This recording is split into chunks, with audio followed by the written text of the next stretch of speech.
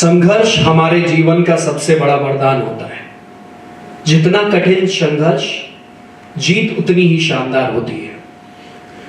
संघर्ष पथ पर कई सारी समस्याएं और उलझने, मानसिक समस्याएं, पारिवारिक, सामाजिक और शारीरिक समस्याएं भी आती हैं। कई बार एक आपके मन में अंतर्द्वंद भी चल रहा होता है कि जिस कार्य के लिए हम कोशिश कर रहे हैं क्या वो सफल होगा या नहीं। और जब आपके जहन में ऐसे प्रश्न आते हैं तो आप उसके आंसर तलाशने की तो कोशिश करते हैं, पर सही जगह पे आपको उसका आंसर मिले ये जरूरी नहीं है। तो स्वागत है आप सभी लोगों का विनर्स टॉक में। और आज हमारे साथ नंबर ऑफ विनर्स बैठे हुए हैं और कल के एक विनर आप भी होंगे, ऐसा हमारा मानना है। तो सबसे पहले तालियां आप सभी लोगों के लिए और आप अपने लिए भी तालियां बजाइए। Thank you so much. आज इस विनर्स टॉक में, जैसा कि आप जानते होंगे विनर्स टॉक है, तो we are going have conversation with the number of people who have already selected. ये जितने भी लोग आपके सामने बैठे हुए दिख रहे हैं, आप जिस भी प्लेटफॉर्म पे इसको देख रहे हैं, आप थोड़ा सा समय देके जरूर, अगर आप प्रिपरेशन में हैं तो आपको इनको जरूर सुनना चाहिए, क्योंकि मेरे कुछ सवाल होंगे इनकी जर्नी को लेकर, इनकी प्रिपरेशन को लेकर। इनकी अपनी एक इंडिविजुअल स्ट्रेटजी भी होती है और इनकी स्ट्रेटजी से आपको बहुत सारा कुछ हेल्प मिल सकता है। तो पेशेंस रखिएगा, जिसकी आज के समय में सबसे ज्यादा कमी है। और अगर मैं ऐसी उम्मीद कर रहा हूं, चूंकि मैं एक आगे आने वाले भविष्य में सिलेक्टेड कैंडिडेट के रूप में आपको देख रहा हूं, तो मैं ऐसी उम्मीद को नाजायज तो कतई नहीं बोल सकता। अगर मैं आपको एक फेल पर्सन के रूप में देखूं तो शायद ये उम्मीद नाजायज हो सकती है। स्टार्ट करते हैं। तो सबसे पहले आप सभी लोगों से मैं आप लोगों का इंट्रोडक्शन लूंगा, starting with you, because mic आपके पास सबसे करीब है। तो सबसे पहले आप अपना नाम बताइएगा और कौन से एग्जाम में सिलेक्ट हुए हैं, and then pass the mic this side, and then बाकी हम उधर लेके चलेंगे। जी। Hello, hi, my name is Akshat Saxena. मैं 24 इयर्स ओल्ड हूँ और मैंने SBI PO का एग्जाम क्लियर किया है 2023। Any congratulations. इस साइड में पास कर दीजिएगा। बहुत सारे बैंकर्स भी हैं और बैंकर्स के बीच में एक थोड़े से अलग भी, आप जैसा भी इनकी पर्सनालिटी देख रहे होंगे, आपको फील हो रहा होगा। अल से कि गेस करिए, ये बैंक के अलावा किसी और जॉब में या बैंक में ही होंगे? Yes, of course. So, hello, this is Ashish Mishra and I have been selected as sub inspector in CISF. I have मेरा 257 ऑल इंडिया रैंक आया है SSC CPO 2023 में। Very good, congratulations. My name is Kushal Gupta. My age is 22 years. I am finally selected for IBPS PO, Bank of Baroda. Many congratulations. Well done. Thank you, sir. My name is Digansh Awasthi, 23 years old. I have been selected in IBPS clerk, Central Bank of India. Okay, thank you so much. Well done. You can pass the mic this side. Okay. My name is Abhijit Asthana. I am selected in IBPS PO, Central Bank of India. Okay, Abhijit, आपके साथ मेरा अच्छा conversation होगा, आगे होगा। पास कर दीजिए mic please. Thank you. Hello, my name is Kunika Yagnik and I got selected in SBI PO. Thank you. Okay, well done. Good afternoon everyone. My name is Roli Yadav. I am 24 years old and I have been selected in Central Bank of India as IBPS PO. Okay, very good. Congratulations. Hello everyone, my name is Medhavi Singh and I got selected in IBPS clerk Indian Bank. Okay, यथा नामे तथा गुणे, आपने सुना ये बात? तो मेधावी का क्या अर्थ होता है? Sir, Medhavi means genius, intelligent. What do you feel about yourself? Sir, I think, Are you? sir, I am because sir जो मेरी studies रही हैं, so कहीं ना कहीं मैंने अपने नाम को prove किया है. Okay, well done. My name is Kumari Priyanka and I have been selected in IBPS HR Specialist Officer Scale 1 in Central Bank of India. Very good, well done. सारे लोग प्लीज एक बार फिर से क्लैप करिएगा, because in लोगों ने कुछ achieve किया। चलिए, तो अभी हमारे कुछ क्वेश्चंस होंगे, because there are most of you from PO, right? How many of you selected in PO? Almost everybody. And those who have been selected in clerical, I know that tomorrow you people are going to be officer. That's for sure. तो start करते हैं आपसे ही, मेधावी, right? Okay, आपने अपनी preparation कौन से year में स्टार्ट करी, कब से स्टार्ट करी, और थ्रू आउट द जर्नी आपने क्या चीज फेस करी? एक समरी अगर आप देना चाहें। सर, मेरी फुल फ्लैश प्रिपरेशन में नवंबर 2021 से शुरू करी थी और उसके बाद सर मैंने पेपर देना शुरू किया 2021 में। ज़्यादा कुछ सक्सेस हुआ नहीं बिकॉज इतनी स्पीड नहीं थी उस टाइम पे और मॉक टेस्ट वगैरह भी इतने थे नहीं। फिर 2022 में जब मैंने प्रिपरेशन फाइनली फिर से शुरू करी, एक बार को लगा कि शायद छोड़ देना चाहिए बिकॉज स्पीड कट ऑफ इतनी हाई जा रही है सबकी, बट सर वापस से मैंने शुरू करी एंड 2022 में मैंने 5 प्रीलिम्स क्लियर किए RIB PO के अलावा। बट सर मेंस में कभी 1 मार्क्स 2 मार्क्स इस वजह से मैं रुका। फिर 2023 में फिर मैंने वापस से दिया एंड सर मैंने 6 प्रीलिम्स क्लियर किए इस बार। आउट ऑफ 10 अगर मैं प्रीलिम्स और मेंस एग्जाम को रेट करने के लिए बोलूं तो आप प्रीलिम्स को क्या रेट करोगे और मेंस को क्या करोगे? कंसीडरिंग मैं बात कर रहा हूं पीओ की, मान लीजिए IBPS PO हुआ या SBI PO हुआ।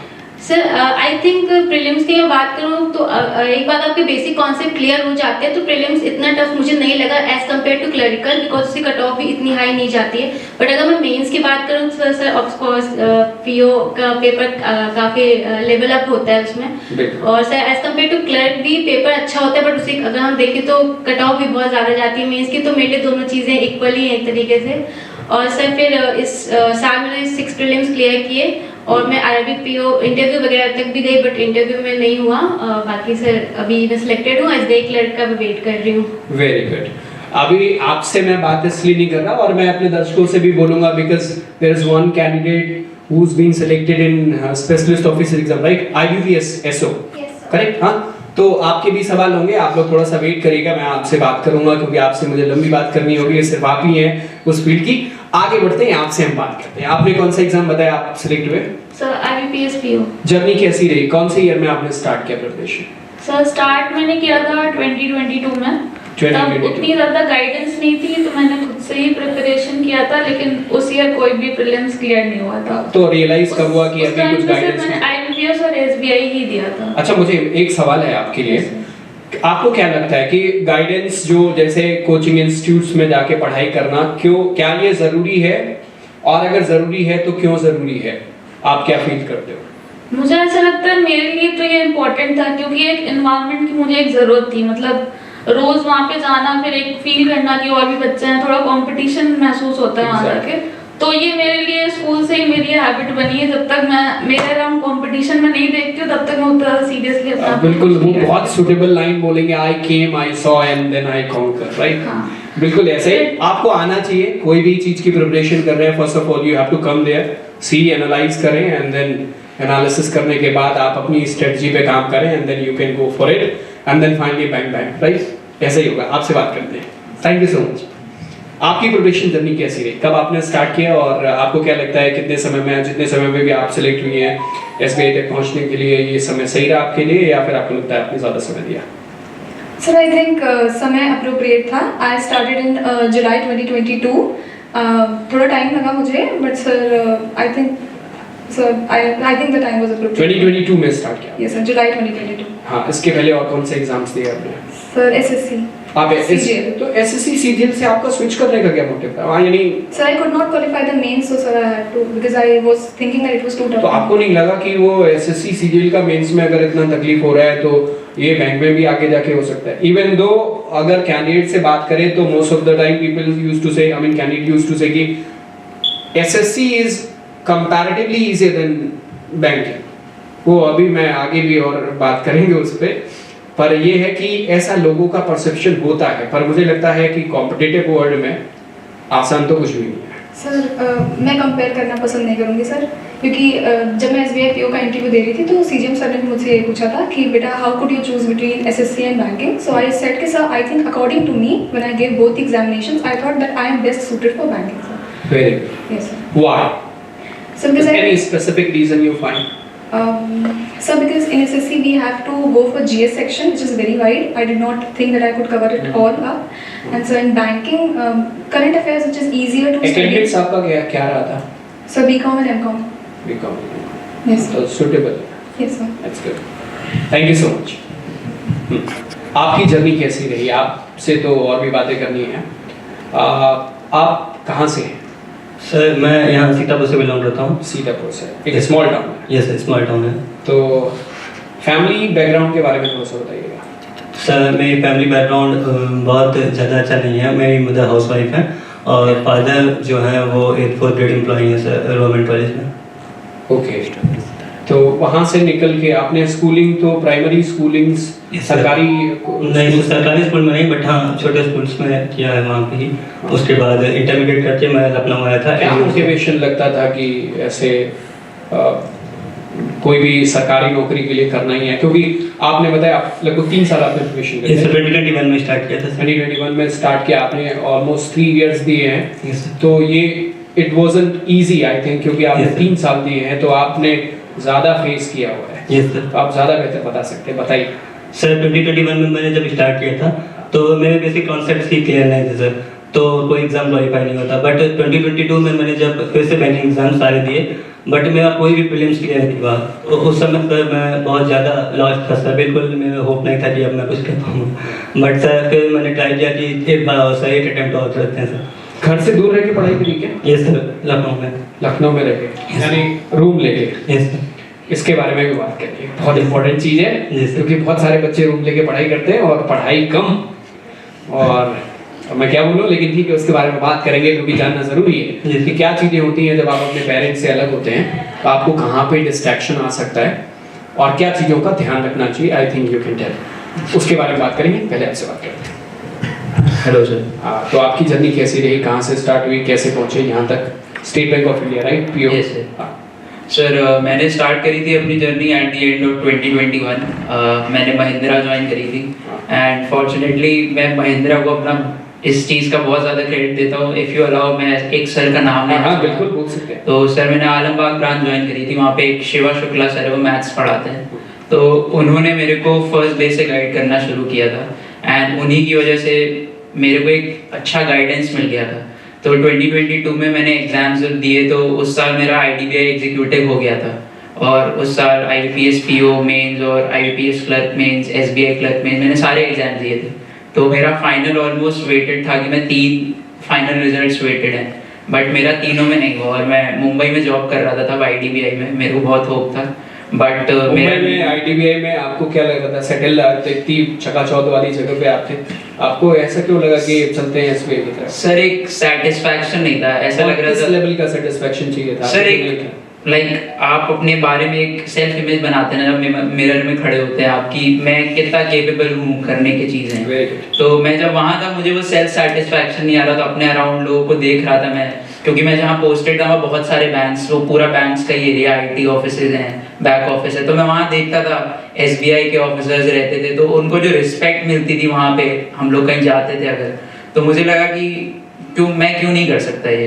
तो वहाँ पे मैंने एक टफ कॉल लिया था लास्ट ईयर में 2023 में, आई रिजाइन दी जॉब और फिर मैंने अपना टारगेट पूरा यही रखा कि मुझे ये चीज़ करनी है एंड फॉर्चुनेटली मैंने अपनी जितनी भी स्ट्रैटेजीज बनाई उसको एग्जीक्यूट किया मेन एग्जाम में and finally today okay, thank you so much. हाँ, तो आपकी स्ट्रेटजीज के बारे में भी बात करेंगे क्योंकि दैट इज इम्पोर्टेंट, और लेकिन उसके पहले मैं आपसे बात करता हूँ, कब आपने प्रिपरेशन स्टार्ट करी? Sir exactly on 8th of April 2022 मैं सीतापुर से, जहाँ से ये हैं, मैं वहीं से आया हूँ, मिस्ट्रिक से। यानी आप भी यहाँ पे रूम लेके? जी, रूम लेके रहा हूँ। 3 लोग हम लोग साथ में रहते थे और लाइब्रेरी करते थे वहीं। मैं तब महिंद्रा की लाइब्रेरी ऊपर कपूरथला ब्रांच में महिंद्रा की लाइब्रेरी है। मैंने शुरुआत में तो कंफ्यूज था, बिल्कुल कंफ्यूज आदमी, तो समझ नहीं आता था ये बैंक करूँ SSC करूँ, लेकिन 1-1.5 महीने बाद मुझे क्लियर हो गया था कि मुझे फोर्स की जॉब में जाना है और आगे असिस्टेंट कमांडेंट देना है। तो अब असिस्टेंट कमांडेंट के 2 रास्ते हैं, एक तो UPSC कराता है और एक SSC के थ्रू आप अगर CPO करते हैं उसके बाद इंटरनल एग्जाम्स होते हैं, आप उससे AC दे सकते हैं। सो मेरा सिंस GS थोड़ा सा कमज़ोर है, इंग्लिश मेरा अच्छा था, सो आई थॉट कि SSC would be a better choice, so I did that and I think okay, well done. हाँ, तो वो जो दिन आपने डिसाइड किया, वो 1.5 महीने असेसमेंट के लिए जो आपने लिया कि बैंक SSC, एक तो आप लोगों को, जो लोग देख रहे हैं, जो सुन रहे हैं, जो कल की प्रिपरेशन कर रहे हैं, वो समझिए आज के समय में स्पेसिफिक होना बहुत ज़रूरी है। ऐसा अगर आप सोचते हैं कि हम बैंक कर रहे हैं and SSC exams are almost similar, तो पहले भी कहा गया है कि 2 नाव में पैर रखने पर आपको पता है आपके साथ क्या हो सकता है। बहुत हार्ड चॉइस है और जितनी जल्दी आप अपना असेसमेंट कर पाएं कि हमें करना क्या है, हमारी कैपेबिलिटीज के हिसाब से हमारे लिए बेस्ट सूटेड प्रिपरेशन मोड कौन सा हो सकता है।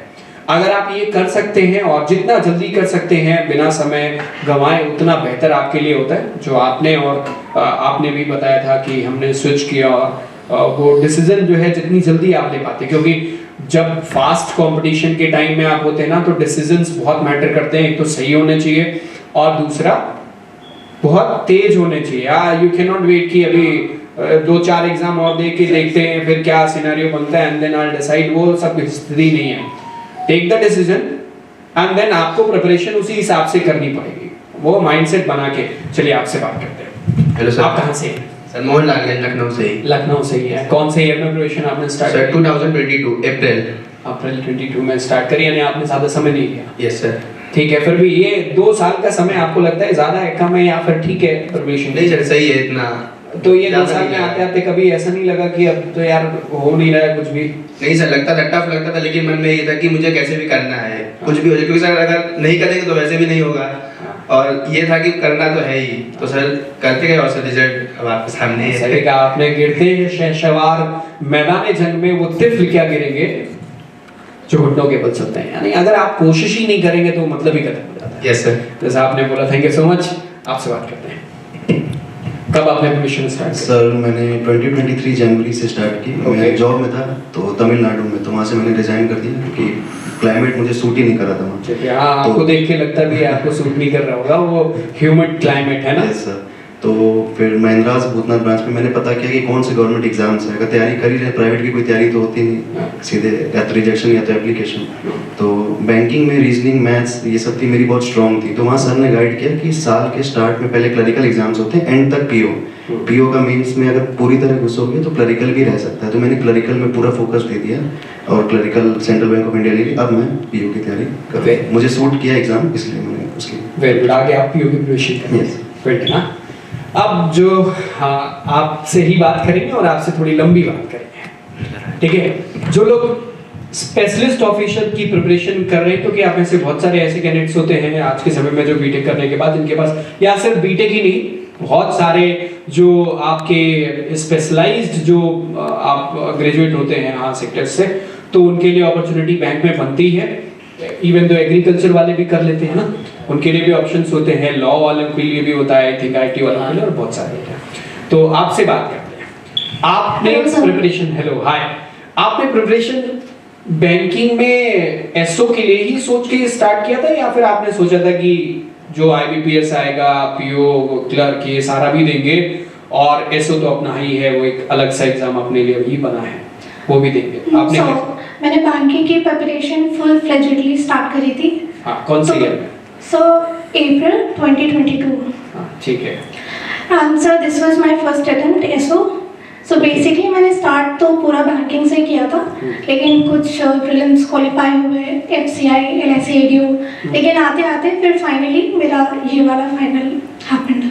ओके, तो आपने एसओ का पहला एग्जाम लिया था, राइट? Yes sir. उसके पहले बैंक के और भी बहुत सारे एग्जाम्स दिए थे। Yes sir. सिमिलरिटी और डिफरेंसेस के बारे में भी बात करेंगे कि क्या मतलब प्रिपरेशन के मोड में या फिर एग्जाम के पैटर्न में कोई डिफरेंस है जो आपके लिए एसओ का एग्जाम इजी बना देता है, या कंपटीशन है जो इजी बना देता है, या फिर इजी नहीं है वैसे ही टफ है? बैंकिंग की प्रिपरेशन नॉर्मली जैसे आप आईबीपीएस, एसबीआई और आरबीआई के लिए करते हैं, वैसी ही प्रिपरेशन इसके लिए आपको करनी पड़ेगी। आप उन लोगों को क्या गाइड करेंगे जो लोग कल के लिए स्पेशलिस्ट ऑफिसर एग्जाम देने जा रहे हैं? Sir basically there is nothing like easy. सबका कंपटीशन लेवल बराबर ही है। जैसे फॉर एग्जांपल ये मेरा फर्स्ट अटेम्प्ट था, I had no idea, mocks मैंने दिए एसओ के, तो मुझे उसमें पता चलता है कि इसका जो लेवल है वो आईबीपीएस पीओ या एसबीआई पीओ से ऊपर ही है, तो हम इसको क्लरिकल मेंस बोल सकते हैं। ये प्रीलिम्स का था। देन सेकेंडली मेंस में तो बेसिकली पूरा जो हमारे एमबीए में जो स्ट्रीम होता है, जैसे मेरा एचआर था, तो वो पूरा आता है, and then last is the interview stage. आपके एग्जाम में जो आपका एकेडमिक्स है यानी ग्रेजुएशन जो आपने किया था, वो उसकी तैयारी आपने कैसे करी? क्योंकि एक जो चैलेंज सबसे ज्यादा जो जनरल टेस्ट होते हैं एसओ जैसे एग्जाम में, वो तो लोगों के लिए इजी हो जाते हैं क्योंकि उसके लिए अवेलेबिलिटीज हैं, यानी उसको पढ़ाने वाले भी हैं और उसको गाइड करने वाले भी बहुत सारे लोग हैं। पर जब बात आती है स्पेसिफिक आपके सब्जेक्ट की, जिस स्ट्रीम में आप रहे हैं, तो वो एग्जाम के लिए आपने कहाँ से गाइडेंस ली और क्या किया, यानी उसको उसके लिए क्या अप्रोच आपने किया? क्योंकि वही मुश्किल काम है। और जो लोग कल प्रिपरेशन करने जा रहे हैं उनको आप क्या सलाह देंगी, वो क्या करें? सर बेसिकली एमबीए में तो एचआर करा था, ठीक है। तो मुझे कॉन्सेप्ट का तो नॉलेज था। मतलब आपने अच्छे से पढ़ाई करी थी? यस। हाँ, ये बहुत जरूरी है कि आपने एकेडमिक्स में अच्छे से पढ़ाई करी। पता चले एकेडमिक्स हो तो गया डिग्री अपने आप में, लेकिन मालूम ही नहीं है क्या पढ़ा था, है ना, कुछ भी नहीं मालूम है। इवन तो आज मुझसे आप पूछिए कि आपने क्या पढ़ा था तो मुझे भी नहीं मालूम, तो बड़ी शर्म की बात है, पर क्या कहीं कहना पड़ता है। आप लोगों को शर्म नहीं आनी चाहिए जब आप अपनी प्रिपरेशन करें। इवन तो आप एकेडमिक्स बहुत इंपॉर्टेंट होता है। जो लोग एकेडमिक्स में, बहुत सारे बच्चे ऐसे भी होते हैं जो थोड़े प्रोएक्टिव होते हैं, वो एकेडमिक्स करते करते अब कल के लिए तैयारी स्टार्ट कर देते हैं, यानी वो कॉम्पिटिटिव एग्जाम देखना स्टार्ट करते हैं। तो उन लोगों के लिए बोलना एकेडमिक्स अपना ध्यान से देखना, क्योंकि वो बहुत मैटर करेगा अल्टीमेटली, है ना। वो सिर्फ वहीं तक सीमित नहीं है, उसके आगे भी जा सकता है। आपको डिसाइड करना है आपको क्या करना। हाँ, फिर आपने आफ्टर एमबीए देन मैंने जॉब भी करी थी एज एन एचआर एग्जीक्यूटिव 1 साल के लिए। ठीक है। देन जब मैंने ये अटेम्प्ट दिया, देन पर्सनली जो मुझे एक चीज़ लगी कि जब मैं मेंस की तैयारी कर रही थी तो मैं बहुत ज़्यादा एंजॉय कर रही थी, क्योंकि अभी तक एमबीए तक क्या था कि एक थ्योरेटिकल नॉलेज होती है तो हम बस उसे रट रहे होते हैं, लेकिन मेंस का जब मैं पढ़ रही थी तो मैं एंजॉय इसलिए कर रही थी क्योंकि समवेयर मैं रिकॉल कर रही थी, अच्छा ओके रोल एम्बिग्यूटी का मतलब ये है। तो बेसिकली जब मैंने न्यू ज्वाइन किया था तो मुझे कुछ समझ नहीं आता था, तो ऐसे करके मेरे लिए बहुत आसान हो गया। तो वो रटना तो नहीं था मेरे लिए, तो मैंने बहुत ही एंजॉय करके गनीमत है कि एकेडमिक जैसी पढ़ाई समय के पहले आप एंजॉय कर रहे थे, नहीं तो एज निकलने के बाद ज्यादातर लोग एंजॉय करते हैं, जैसे मैं। अब मुझे आप मेरी फील्ड की जो भी मैंने पढ़ाई करी है वो अब मैं एंजॉय करता हूँ, जब उसका कोई मतलब नहीं है। I'm 39 तो मेरे लिए कोई मतलब नहीं है उसका, अब वो मैं ज्यादा एंजॉय करता हूँ। जब मुझे पढ़ाई करनी थी तब मैं बिल्कुल एंजॉय नहीं करता था, तो बहुत सारी चीजें मुझे दिखती थी। आज के समय में जब मुझे कॉम्पिटिटिव एग्जाम नहीं देना है तो मुझे वर्ल्ड अफेयर्स भी बहुत अच्छा लगता है, जियोपॉलिटिक्स बहुत अच्छी लगती है, इवन तो बहुत एंजॉय करता हूँ उसको। तो समय पे रहना बहुत जरूरी है, ये भी समझिए, क्योंकि अगर आप समय से लेट हैं तो वो भी बहुत बड़ी प्रॉब्लम है।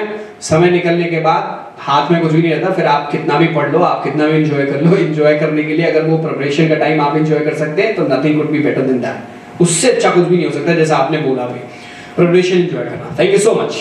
अब मैं बात करूंगा कि आपकी प्रिपरेशन में जितने भी लोग बैठे हुए हैं, क्या ऐसा की फैक्टर है जो लगता है आपको डिफरेंशिएट करा बाकी लोगों से? Was it strategy? Was it proper guidance? Because guidance तो सबको मिल रही है, and when one cannot say कि ये guidance proper नहीं है, guidance is guidance, है ना, वो proper और improper की बात खत्म हो जाती है।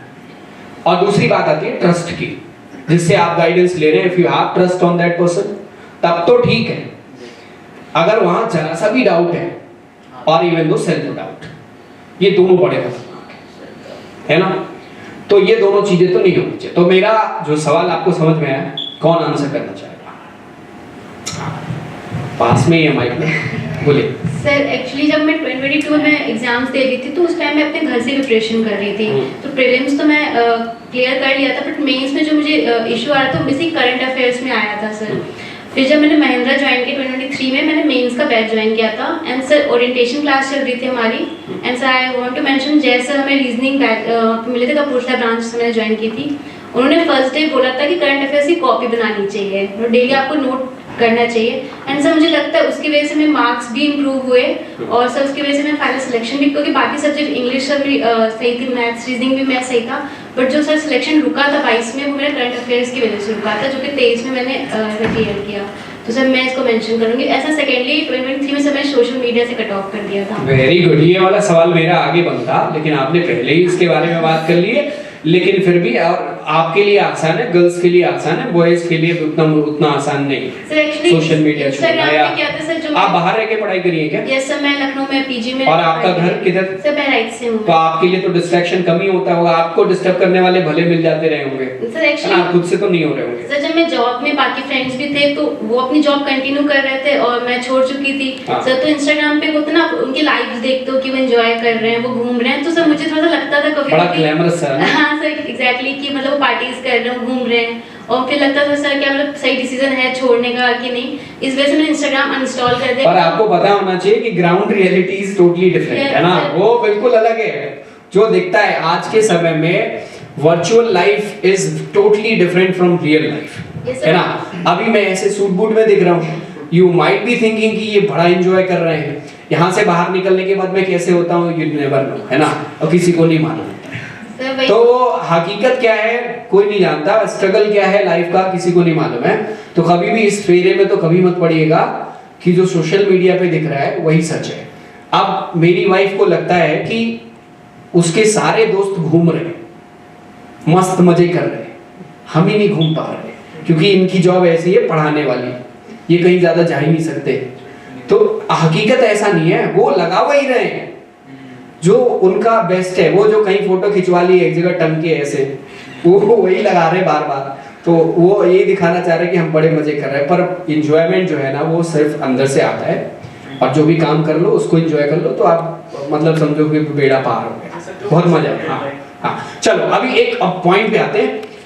प्रिपरेशन के दौरान सबसे मुश्किल टाइम क्या होता है? कौन सा टाइम आपको लगता है आपके साथ हुआ जो सबसे मुश्किल था और उससे आपने ओवरकम कैसे किया? फिर हम स्ट्रेटजीज वगैरह के बारे में बात करेंगे और जिसमें जो भी आंसर करना चाह रहे सारे लोग आंसर लेंगे। पहले आप बोल दीजिए। सर मुझे ऐसा लगता है जो सबसे टफेस्ट टाइम होता है जो मेरे लिए पर्सनली था वो होता है मेंटली स्ट्रांग होना। क्योंकि मेरा तो ये था कि मैं सारे एग्जाम्स दे रही हूँ, रोज मेहनत कर रही हूँ मेरे लिए, क्योंकि मैं देख रही हूँ कि एवरी डे मैं चारों सब्जेक्ट को इक्वली टाइम दे रही हूँ स्लॉट्स डिवाइड करके, लेकिन स्टिल क्यों नहीं हो रहा है। तो वो कहीं ना कहीं बाद में जाके पता चलता है कि समवेयर कमी मेरे मेहनत में नहीं थी, लेकिन समवेयर यहाँ से नहीं कमी थी, क्योंकि मैं शायद एग्जाम देने जाती थी तो मेंटली हार के जाती थी। एक सर कबीर एक कहावत है, एक दोहा है कि मन के हारे हार है तो मन के जीते जीत है। ये तो बड़ी ऊंची बात है, वैसे हम बहुत सामान्य तरीके से कहते हैं इसको और सामान्य तरीके से समझते भी हैं, पर है बड़ी बात है। तो मन के ही हारे हार है और मन के जीते यस सर, तो यही से मुझे समझ आया कि सो बेसिकली मुझे काम यहाँ से करना है, क्योंकि मॉक्स में अगर मार्क्स कम आए हैं तो मुझे लगता है मॉक्स में मार्क्स कम आए तो मैं वहाँ रियल एग्जाम कितने मार्क्स आप देते थे एक दिन में प्रिपरेशन टाइम में? मतलब अगर मैं एग्जाम डेज की बात करूं तो उधर एक आध जो 1.5 महीने होते हैं जो हाई टाइम होता है उसमें आप कितने मार्क्स देते हैं? सर अगर मेरा एग्जाम आने वाला है विद इन 15 और 20 डेज तो सर एक प्रीलिम्स का मॉक डेली प्रीलिम्स का mocks and then analysis and mains का अगर है तो हफ्ते में 2 बार हो गया। तो ये सीन पता था। Very good. जो मेरा सवाल था और कोई आंसर करना चाहेगा? हाँ सर आई थिंक प्रिपरेशन में सर मेन चैलेंज था कि कंसिस्टेंसी मेंटेन करके रखनी है। डे 1 से जब से प्रिपरेशन की थी ये था कि किसी दिन अगर नहीं भी टाइम मिल रहा है तो एटलीस्ट 1 या 2 घंटे तो मिनिमम देना ही है। तो इसके लिए मेरा ये था कि मुझे लाइक रेगुलर कोचिंग जाना है, क्लासेस अटेंड करनी है और मॉक्स देना है रेगुलरली, और उनका एनालिसिस तो सबसे ज्यादा इंपॉर्टेंट था क्योंकि वही सेम चीज अगर कर रहे हैं बार बार मॉक्स दे रहे वही सेम मिस्टेक्स हम लोग करते थे। बिल्कुल सही, मैं इस बात पे आने वाला था कि analysis is most important. Mock की एनालिसिस, मॉक दे के छोड़ देना इट्स नॉट इनफ और वो यूजलेस भी मैं बोलूंगा उसको।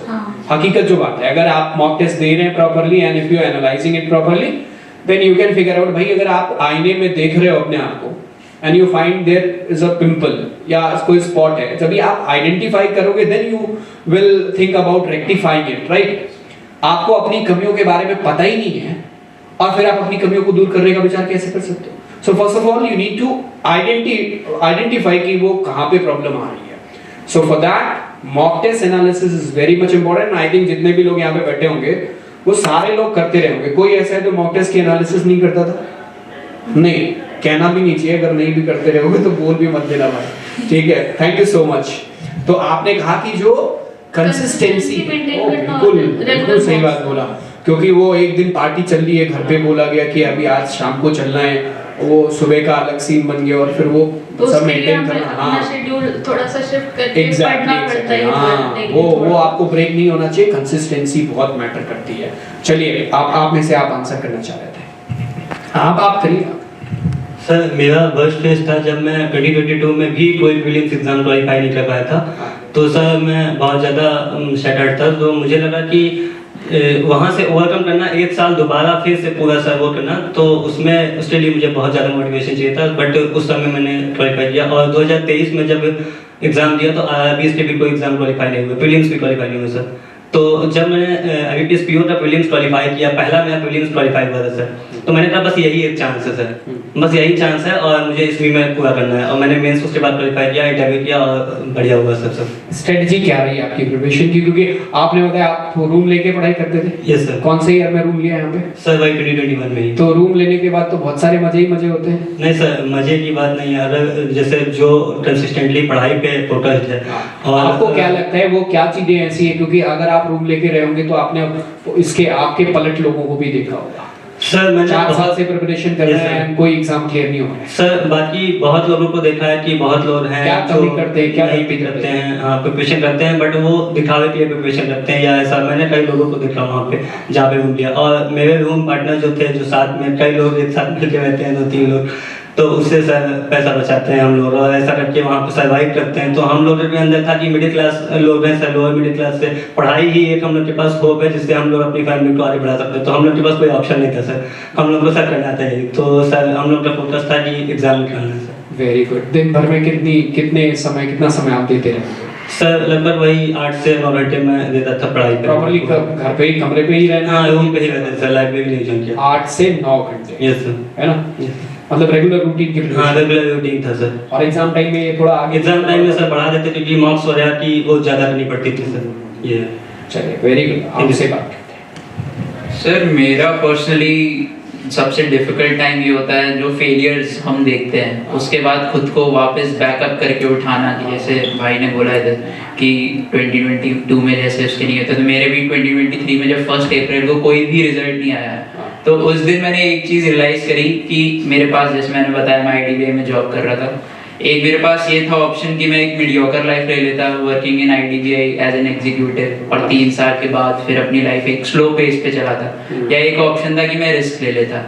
तो मेरे लिए लाइफ का वो बहुत टफ फेस था और बहुत सारे लोग फेस करते होंगे जब उनके रिजल्ट नहीं आते, प्री नहीं आता, कुछ लोग मेंस तक जाते हैं, इस साल भी बहुत लोगों का हुआ होगा, इंटरव्यू तक गए होंगे, फाइनल नहीं हुआ होगा और फिर वो सोच रहे होंगे कैसे वापस साइकिल शुरू किया जाए, शुरू किया भी जाए कि ना किया जाए, छोड़ देते हैं, दूसरी कोई चीज पकड़ लेते हैं। छोड़ देते वाला तो बहुत ज्यादा आता है क्योंकि बहुत वल्नरेबल माइंडसेट होता है उस समय, है ना, बहुत ज्यादा दिमाग में बहुत कुछ चल रहा होता है। आपको अगल बगल से लोग बोल रहे होते हैं कि तुमने इतना किया नहीं हुआ तो शायद तुम्हारे लिए नहीं है ये चीज, तो उस सब चीजों को, वो सारी नॉइज को क्लियर करके माइंड से और फिर सोचना कि मैं कर सकता हूँ, ये एक बहुत इंपॉर्टेंट, जैसे मेरी फ्रेंड ने भी इधर बोला कि एक मेंटल स्ट्रेंथ आपको चाहिए होती है खुद पे। एक आपने जैसे बोला था सेल्फ डाउट वाली चीज खत्म करनी होती है आपको। अगर आप सेल्फ डाउट में रहेंगे तो ये चीज आपके लिए बहुत जायगेंटिक टास्क हो जाएगा। बिल्कुल। अगर आप हाफ-हार्टेड अटेम्प्ट्स तो वैसे भी बड़े खतरनाक होते हैं। आपको डू और डाई सिचुएशन में रहना है कि मेरे को ये करना है, आप एक भी चीज, और मेरे ऑलमोस्ट सारी चीज जो थी सबने बोल दी, कंसिस्टेंसी, फेलियर्स और just being there for yourself. और अच्छा डिसीजन वही होता है कि kill your other options first of all. अगर आप plan lock the other options, अगर इफ यू थिंक कि हमारे पास और भी दूसरे विकल्प हैं तो फिर आप पहले से कमजोर हो जाते हैं, क्योंकि आपके दिमाग में एक बैकअप रहता है, वो दिमाग के थॉट में बैकअप रहता है कि ये नहीं तो और नहीं तो वाली स्थिति आपके दिमाग में जैसे ही पनपनी स्टार्ट हो जाएगी वो ग्रो करेंगी, बाय द टाइम वो ग्रो करती है और फेलियर्स के साथ तो और ग्रो करती है। एक फेलियर देखोगे आप करोगे मेरे पास है, छोड़ देता हूं। तो पहले तो इट्स वेरी मच नीडेड कि आप बाकी ऑप्शंस को ब्लॉक कर दो, सोच लो कि there is no other option. अगर आपके पास एज है, अगर आपके पास सपोर्ट है, एज है, तो आप अपने दूसरे ऑप्शंस को साइड कर दीजिए। अगर आपके पास एज नहीं है और आपको पता है, आप पर्सन टू पर्सन है, जैसे जिनकी एज नहीं है उनके लिए ये चीज होती है कि मेरे को ये वाली चीज नहीं हुई तो उनको देखना पड़ता है, बट अगर आप यंग हो 21, 22 हो तो आप इतनी जल्दी गिव अप मत करो, क्योंकि ये चीज पॉसिबल है। यहाँ पे हम लोग सब बैठे हैं, सबने क्लियर किया है, हम लोग भी आप ही जैसे लोग हैं, 2 साल पहले हम लोग भी एस्पिरेंट ही थे। वही है कि चीज हम लोग ने अपने पे सेल्फ डाउट नहीं लाने दिया कि हम नहीं कर पाएंगे, गिव अप कर देंगे। Correct, well done, thank you so much. आपसे बात करेंगे और आपके पूरे एग्जाम के बारे में भी बात कर लेते हैं क्योंकि फिर आगे मौका मिले ना मिले। हाँ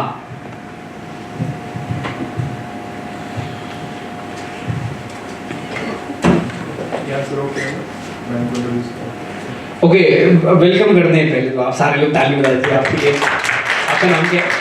सर रोशनी सिंह चौहान। कौन सा एग्जाम आपने क्लियर किया? IBPS SO। वेरी गुड, 2 लोग हो गए एसओ वाले, थैंक यू सो मच, है ना, वंडरफुल। आपसे भी बात करेंगे और उसके पहले हम आपसे बात करते हैं। चलिए सर, बात वर्स्ट फेजेस की हो रही थी। आई थिंक वर्स्ट फेजेस जब हम कंपटीशन में होते हैं तो आते ही हैं। हाँ। वो तो कॉमन चीज़ है। लेकिन sir I was very fortunate कि मुझे लोग इतने अच्छे मिले कि कभी मुझे फील ही नहीं हुआ that I am into deep hustle. बहुत सारे लोग हैं, फाइट कर रहे हैं, although I was into it, but मुझे कभी फील ही नहीं हुआ। Talking about my roommates, I have been living with 2 persons. और मुझे याद है जब मेरा इसका प्री हुआ था, फिजिकल हो गया था, तब मेरे पास करीब 1 महीना था मेरे मेंस के एग्जाम के लिए। इसमें इंग्लिश का 200 मार्क का मेंस होता है और मेरा प्री में कुछ खास स्कोर था नहीं इंग्लिश में पर्टिकुलरली, तो मुझे इसमें काम बहुत करना था। और मैं शाम को 1 घंटा ट्यूशन भी पढ़ाता था और खाना भी खुद ही बनाते थे हम लोग, तो वो टाइम बहुत कम बच रहा था 1 महीने में इतना सारा कवर करना। मैगी बनाने को खाना बनाना तो फिलहाल नहीं किया। नहीं सर, खाना हम लोग एकदम प्रॉपर बनाते थे। You see my, you can see, उसमें कॉम्प्रोमाइज नहीं किया है 2 साल में। बहुत बढ़िया। पंडित जी हो तो पनीर ही खाते होगे? नहीं, पनीर ऐसा कह नहीं सकते आज के समय में, क्या कोई बात नहीं, आप बोलो। नहीं सर, सो मेरे रूममेट्स इतने अच्छे थे, उन्होंने खुद ही रियलाइज किया और खुद ही बोला कि Ashish you just go for your preparation, खाने का टेंशन ले लेना, हम लोग कर लेंगे। दोस्त अच्छे मिले जरूरी थोड़ी ना है, दोस्त के दिमाग में तुम्हारे अगेंस्ट अलग बात चल रही है, उसको अलग कंपटीशन फील हो रहा है तो अलग हो जाता है ना। वो जो भी है सर। तुम्हारे दोस्त क्या ये वाले एग्जाम की प्रिपरेशन नहीं कर रहे थे क्या? सर कर रहे हैं, सेम एग्जाम। जी सर, सेम कर रहे हैं, बस उनका तो वो लोग भी सेलेक्ट हो जाएंगे यकीन। हाँ डेफिनेटली सर। और मेरे और भी दोस्त रहे हैं, उन्होंने मुझे इमोशनली तो सपोर्ट किया, ये फाइनेंशियली से बहुत सपोर्ट किया, फाइनेंशियली भी। आप ये सोचिए कोई ट्यूशन पढ़ा के 2500 रुपये बचा रहा है और वो मुझे नीड है 2300 रुपये की, वो मुझे दे रहा है, कितना परसेंटेज अपने अमाउंट का दे रहा है, अपनी सेविंग्स का दे रहा है, वो मैटर करता है। सो एक मेरे फ्रेंड है, वो मुझे ज़रूरत थी 2300 रुपये की, उनके पास 2500 की सेविंग थी, उन्होंने मुझे 2300 रुपये दे दिए सर। फिर अब बताइए क्या 2300 के? सर फॉर्म भरना था। हाँ। फॉर्म भी भरने थे और सर किताबें कुछ लेनी थी मेंस के टाइम पे। ये नीड अच्छी है जी सर। और ये फॉर्चुनेट है, तो मुझे कभी लगा नहीं है कि मैं बहुत ज़्यादा प्रेशर है मेरे ऊपर या कुछ भी है। पढ़ाई तो करी, कंसिस्टेंट रहा, और सर साथ में सर मेरे क्योंकि डिमांड भी है सीपीयू के एग्जाम की। अगर सीपीयू का एग्जाम हम जनरली देखें तो आपको फिजिकली फिट रहना पड़ेगा। ठीक है। तो क्रिकेट भी यानी जिनको भी करना है उनको फिट होना जरूरी है। ऑब्वियसली सर, फिट वैसे भी केवल एग्जाम के लिए फिट होना जरूरी नहीं है। सर मैं बीमार नहीं हुआ 2 साल में कभी भी। हाँ तो नहीं होंगे, अगर आप अगर प्रिपरेशन में ये चीज इंक्लूड कर लेते तो बीमार कैसे होंगे, है ना? आपकी तो खैर जरूरत ही थी, जी सर, है ना? आपके एग्जाम की नीड थी, पर बाकी लोग जिनके एग्जाम की नीड भी नहीं है ना, वो समझे उनके लिए भी नीड है। वो अगर आप फिट नहीं रहोगे, अब कल ही बीमार पड़ जा रहे हो, आज मॉक टेस्ट दिया, कल आपको फीवर है, फिर मॉक टेस्ट दिया, फिर से फीवर आ गया, तो फिर वो अच्छा थोड़ी ना है, कंसिस्टेंसी आपकी मेंटेन नहीं हो पाएगी। So you have to be physically fit, right? Tea break complete कर लेते, फिर ये थोड़ी देर वक्त करेंगे। अभी कुछ क्वेश्चंस मेरे हैं जो कंप्लीट करेंगे। ओके, आप लोग कोई प्रॉब्लम तो नहीं है? चाय की जरूरत ज़्यादा लग रही है?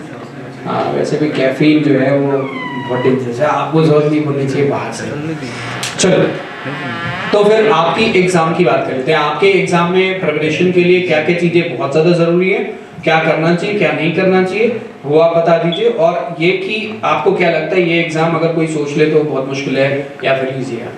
सर आई वुड से it is the one of the easiest exam जिसकी आप तैयारी कर सकते हैं, अगर आप वो सूट कर पाएं जो आगे आपकी लाइफ होगी, उसको आप अगर एंजॉय कर पाएं। सो इसमें आप सब इंस्पेक्टर बनते हैं CAPF और दिल्ली पुलिस में, और इसका एग्जाम इंटायरली डिफरेंट होता है from all the SSC exams. इसमें प्री होता है 200 क्वेश्चंस का, जिसमें 50-50 मार्क का स्प्लिट होता है, 50 English, 50 GS, 50 maths and 50 reasoning. आप इसका अराउंड मतलब प्रिपरेशन करते हैं, अगर इसके आप कट ऑफ क्लियर करते हैं तो उसके बाद फिजिकल होता है। फिजिकल में 1600 मीटर की रेस होती है, उसके बाद 100 मीटर, उसके बाद long jump, high jump, shot put, all these. तो उसके बाद ओलंपिक भी ले जाते हो? मे बी अभी वो चांस नहीं है। और जब आप ये क्लियर कर लेते हो तो मेंस का एग्जाम होता है जो कि इंटायरली इंग्लिश का होता है, और 200 क्वेश्चंस होते हैं, 2 घंटे का एग्जाम, 200 मार्क्स। और इसके बाद आपकी मेडिकल होता है, मेडिकल भी अच्छा खासा होता है, उसके बाद आपकी फाइनल मेडिकल। इन्होंने बड़े स्मार्टली पहले बोल दिया बहुत आसान है पेपर, और उसके बाद इतनी कहानियां बता दी इस एग्जाम के बारे में कि मुझे ऐसा लग रहा है कि ये तो आसान तो नहीं है भाई। ठीक है, कोई भी चीज आसान नहीं है, खैर कोई बात नहीं। अगर आप फील कर रहे हैं, अगर आप चाह ही लेंगे तो फिर आसान तो कुछ नहीं है। प्रोसेस इज टायरिंग, लेकिन अगर आप प्रिपरेशन करेंगे तो बहुत ज्यादा वो नहीं है। बिल्कुल, वेरी गुड। आपको क्या लगता है आप कितने घंटे पढ़ाई करते थे? सर घंटा तो नहीं था, लेकिन मेरे टास्क थे। जी सर, सिलेबस के टाइम पे तो सबको करना ही है, 10 घंटे हो ही जाते हैं, करना नहीं है लेकिन हो जाता है, 10 घंटे तो हो ही जाते हैं, पता भी नहीं चलता। लेकिन एक बार सिलेबस कंप्लीट हो गया, मॉक पे जैसे ही शिफ्ट होएंगे और PYQs पे शिफ्ट होएंगे, तो मेरा ये टारगेट रहता था कि 75 to 100 उसके मैथ्स के क्वेश्चन PYQ करने ही करने। वो फिर आप अगर टाइम बच जाए फिर कुछ भी करो, लेकिन ये 75 जरूर कर दो। और उसके बाद GK के PYQ, इंग्लिश और इनके सबके PYQs करने, मॉक देने, मॉक का अपना दें, उसको एनालाइज करें और फिर जो भी आपका टाइम बच रहा है जो मन हो वो करो। बहुत बढ़िया, सब बता दिए इन्होंने, आप लोगों को भी समझ में आ गया होगा। और जो सबसे मुझे बहुत कैची बात लगी कि टास्क थे मेरे और वो मैं इंडिविजुअली टास्क पे काम कर रहा था, तो ओवरऑल प्रिपरेशन भी एक टास्क ही है। और अगर आप उसको छोटे छोटे ब्रैकेट्स में डिवाइड करना जानते हैं अपने एग्जाम तक और उसको अचीव करना स्मॉल ब्रैकेट्स में आप उसको अचीव करते हैं डे टू डे, तो it gives you motivation every day. Like आज आपने कुछ कर लिया, जो जिम जाते हैं ना उन लोगों से पूछो, उनके अंदर एक किक होता है, वो एक दिन कर ले गए, वो बढ़िया कर गए, तो वो हमारे कैमरे के पीछे भी वैसे ही लोग बैठे हुए हैं, तो वो दूसरे दिन भी ऐसे ही सोचते हैं, अरे आज बात बनी है ना, जो हमने सोचा था वो किया। तो जब छोटे गोल्स आप अचीव करते हो ना, दैट पुश यू। वो जैसे भी मैं बात कर रहा था कैफीन या निकोटीन, हमें कई बार चीजों को आउटसोर्स करने की जरूरत पड़ती है। लाइक मोटिवेशन, आज के समय में मार्केट में मोटिवेशन बहुत आउटसोर्स लोग कर रहे हैं और वो लॉन्ग लास्टिंग भी नहीं है। क्यों? क्योंकि आपको पता ही नहीं है, आप अपने बारे में नहीं जानते। The day you will realise yourself कि what is your need, where you want to go and what is current situation, what you want to change in yourself, वो सारी चीजें अगर आपकी एनालिसिस है, you don't need any outside motivation. That is selflessly, I mean वो आपके लिए अपने आप एक मोटिवेशन है।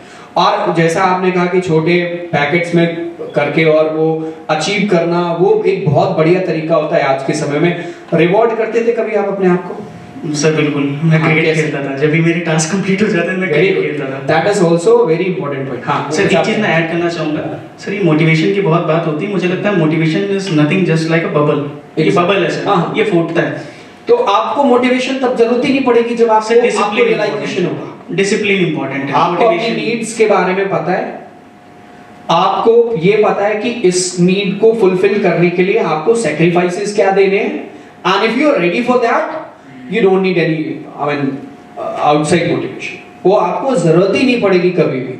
और आज मार्केट है, इसकी बहुत बड़ी मार्केट है ये मोटिवेशन की। और चूंकि जितना डिप्रेशन बढ़ता है ना, और उतना जो है ये और ग्रो करता है, इसके साथ ये ग्रो। और डिप्रेशन कैसे बढ़ता है कि आपको ग्रीड तो बहुत सारी चीजों की है, यू वांट एवरीथिंग। आपको आईफोन भी चाहिए, आपको एप्पल के मैकबुक भी चाहिए, वो सब कुछ चाहिए आपको, but you are not ready to change, है ना। वो आप अपने आप को वो चेंज करने के लिए रेडी नहीं हो, और उसके लिए जो जरूरत है उसको फुलफिल करने के लिए आप रेडी नहीं हो, तो फिर वो आपको वो जो डेस्परेशन है ना, वो डिप्रेशन में कन्वर्ट हो जाता है। सर एक चीज मैं कहना चाहूंगा, डिप्रेशन मेनली ये चीज हम लोग सुनते आए हैं कि जब भी आप प्रिपरेशन कर लो अपने आप को आइसोलेट कर लो, बिल्कुल किसी से मिलो मत, ये वो तरीका। सर मुझे लगता है इसमें बहुत सारे लोग इन्वॉल्व भी होते हैं, बहुत सारे लोग डिप्रेस हो भी जाते हैं। सर पढ़ाई जब तक कर रहे हो तब तक आप तो आइसोलेट होना ही पड़ेगा, वो तो ठीक है, लेकिन जैसे आपके टास्क कंप्लीट हुए फिर आप एंगेज हो, वेरी गुड, कोशिश करो एंगेज हो, तो आपके सारे दिन की वो जो है फ्रस्ट्रेशन वो निकल जाती है, वो पता नहीं चलता। Very good.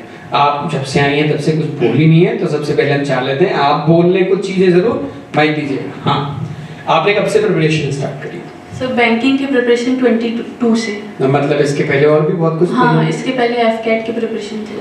तो वो क्यों छोड़ दिया? वो तो बढ़िया था ना।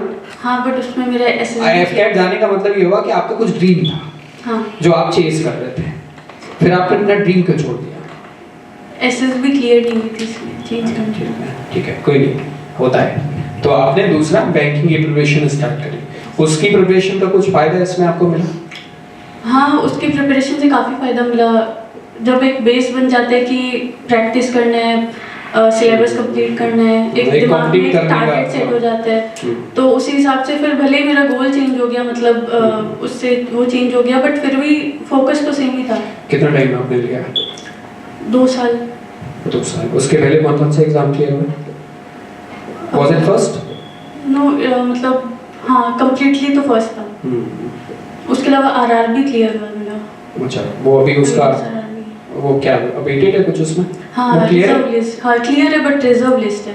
ओके, कोई बात नहीं। चलिए बिल्ड है, हाँ, थैंक यू सर। अब सवाल प्रिपरेशन से ही रिलेटेड होने वाला है। एक जो बहुत यक्ष प्रश्न से बोल सकते हैं कि whether I should go for prelims first and then mains की प्रिपरेशन करें, या फिर आप टू बी मेंस ओरिएंटेड, क्योंकि प्रीलिम्स एक मायाजाल है। साल के शुरुआत से लेकर साल के अंत तक के आपके प्रीलिम्स के एग्जाम बैक टू बैक लगे होते हैं। आपने आज प्रीलिम्स किया आईबीपीएस आरआरबी का, कल से आपकी दूसरे क्लर्क के एग्जाम की प्रीलिम्स की प्रिपरेशन स्टार्ट हुई, नेक्स्ट मंथ आपके दूसरे एग्जाम के क्लर्क की प्रीलिम्स स्टार्ट हुई, and it's actually a loop. और फिर वो लूप में आप फंसते, and the day you got a chance to appear in a mains exam, suppose that वो आपने किया, चाहे आपने प्रीलिम्स क्रैक कर लिया, यू गॉट अ चांस कि आपको मेंस में बैठने के लिए मिल गया मौका, you have only 15-20 hard days, I mean उतना सफिशिएंट नहीं है। तो ये दोनों एग्जाम तो बिल्कुल अलग है, कहने के लिए एक ही जो है वो प्रिपरेशन की लाइन में आते हैं, पर both the exams strategy wise totally different, even though exam की अप्रोच भी टोटली डिफरेंट है। तो मैं इसके बारे में मैं किसी से जो भी बोलना चाहे, आपके पास माइक है, आप हमें ये बताइए, आप मेंस ओरिएंटेड होने का मतलब आप समझ रहे हो ना? मेंस ओरिएंटेड होने का मतलब कि आपके दिमाग में है कि हमें मेंस करना है और आप उस हिसाब की तैयारी डे 1 से उसी चीज को लेके, हालांकि आप बेसिक्स से ही होके गुजरोगे, पर आप वो माइंडसेट लेके चल रहे हो कि हमें मेंस देना है, तो आपकी प्रिपरेशन का जो वो है वो तरीका थोड़ा सा बदला सा नजर आएगा।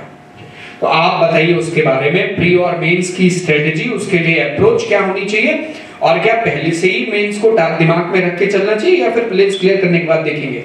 मेंस को पहले से ही दिमाग में टारगेट करके लेकर चलना चाहिए, क्योंकि अगर प्री क्लियर होता है ज्यादा दिन बचते नहीं है। हाँ। और मेंस का मतलब मेंस के लिए थोड़ी अलग से चीजें करनी पड़ती है, ज्यादा प्रैक्टिस करना पड़ता है, क्योंकि टाइम तो थोड़ा ज्यादा होता है, बट ज्यादा प्रैक्टिस चाहिए। प्रीलिम्स के एग्जाम को करने में 30 सेकंड 15 सेकंड उसके क्वेश्चंस को कर लगते हैं। 15 सेकंड में आपने एक क्वेश्चन बना लिया, आपको बढ़िया लगा, अच्छा लगा दिमाग को, 5 मिनट एक क्वेश्चन में लगे पड़े हैं और नहीं बन रहा है, उसकी प्रैक्टिस कौन करेगा?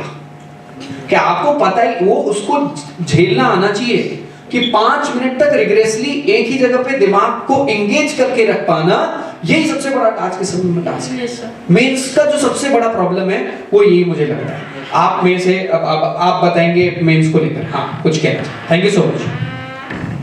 आप कुछ कहना चाहते हैं? सर, आई फील कि प्री और मेंस का जो है गेम इज ऑलमोस्ट सेम।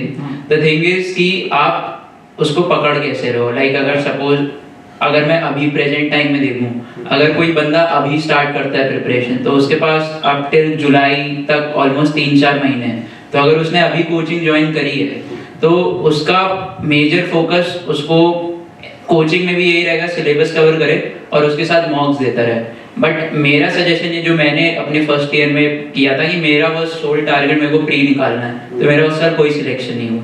और जब सेकेंड ईयर में मैं आया तब मेरा सिर्फ मेंस ही टारगेट था कि मेंस निकालना है, और उस वजह से क्या हुआ, प्री तो हो गए बट बेसिक्स मेरे छूट गए, क्योंकि मैं सिर्फ प्री में अपना एक टारगेटेड जोन रखता था कि प्री निकालने के लिए इतने अटेम्प्ट्स किए।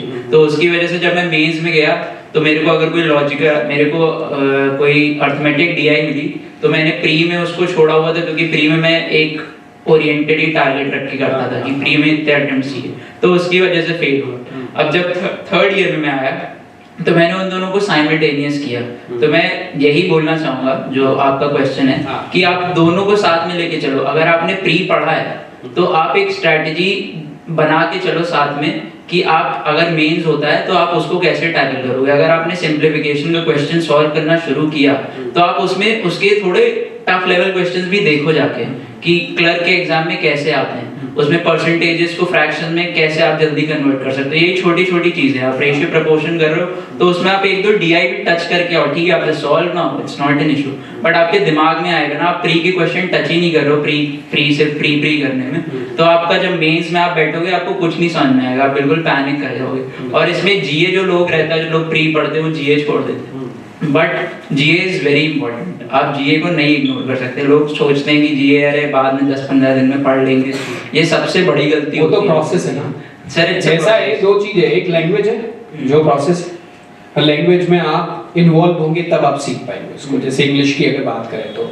दूसरा मुझे लगता है जनरल अवेयरनेस भी एडॉप्टेबिलिटी की चीज है कि अगर आपको डे टू डे लाइफ में उसको इंक्लूड ही कर लेना होगा कि जनरल अवेयरनेस आपका रूटीन का हिस्सा है, वो पढ़ाई का हिस्सा से अलग हो जाए थोड़ा सा। जैसे आप मैथ्स कर रहे हो, रीजनिंग कर रहे हो, अगर आप 1-1.5 घंटा उसको भी दे देते हो तो आपकी एक हैबिट बन जाएगी रेगुलरली। जो 10-15 दिन जो आपके मेंस में होते हैं उसमें आपको एक पैनिक नहीं आएगा कि अरे यार मैं बाकी सब छोड़ के अब जीए ही पढ़ लेता हूँ, तो आपने बाकी सब की प्रैक्टिस छोड़ दी। तो फिर आप जब एग्जाम में जाओगे तो आप क्वेश्चन सॉल्व करो, आपको ज्यादा टाइम लग रहा है, तो आपको जीए को साथ में लेके चलना चाहिए। मेरा मतलब ऑलमोस्ट पूरा आंसर कंक्लूजन में यही है, प्री मेंस आप साथ में लेके चलो। आप मेंस पूरा अटेम्प्ट मत करो, बस उसको टच करते चलो कि मेंस में क्या रहता है, आपको एक आइडिया तो लगता रहे कि क्वेश्चन किस तरीके के आपको मिलेंगे वहां पे। तो आई फील कि आपको दोनों को साथ में लेके जाना चाहिए। आपसे मैं बात करूंगा इसी सवाल को लेकर, क्योंकि आपके प्रीलिम्स लंबे समय तक नहीं हुए थे ना, कई सारे एग्जाम्स आपके बन के, कई सारे एग्जाम्स आपके नहीं हुए, और फिर मेंस को लेकर तो क्या चेंज था यहाँ पे? कुछ प्रिपरेशन स्ट्रेटजी में कुछ चेंज था आपके? सर कोई चेंज नहीं था सर। मैं डेली प्री का मॉक देती थी, ठीक है, और हफ्ते में एक मेंस का मॉक देती थी सर। That was my. हाँ, तो यानी आप जो है वो मेंस को लेके चल रहे थे साथ में, आपने दिमाग में था कि मेंस को लेके चलना है, क्योंकि आपको अवेयरनेस, एक तो मेंस का अवेयरनेस होना चाहिए, यस सर, है ना। अभी मेंस एग्जाम में बैठ गए और वो माइंडसेट ही नहीं है, वो एक क्वेश्चन ले रहा है 10 minute, yes sir.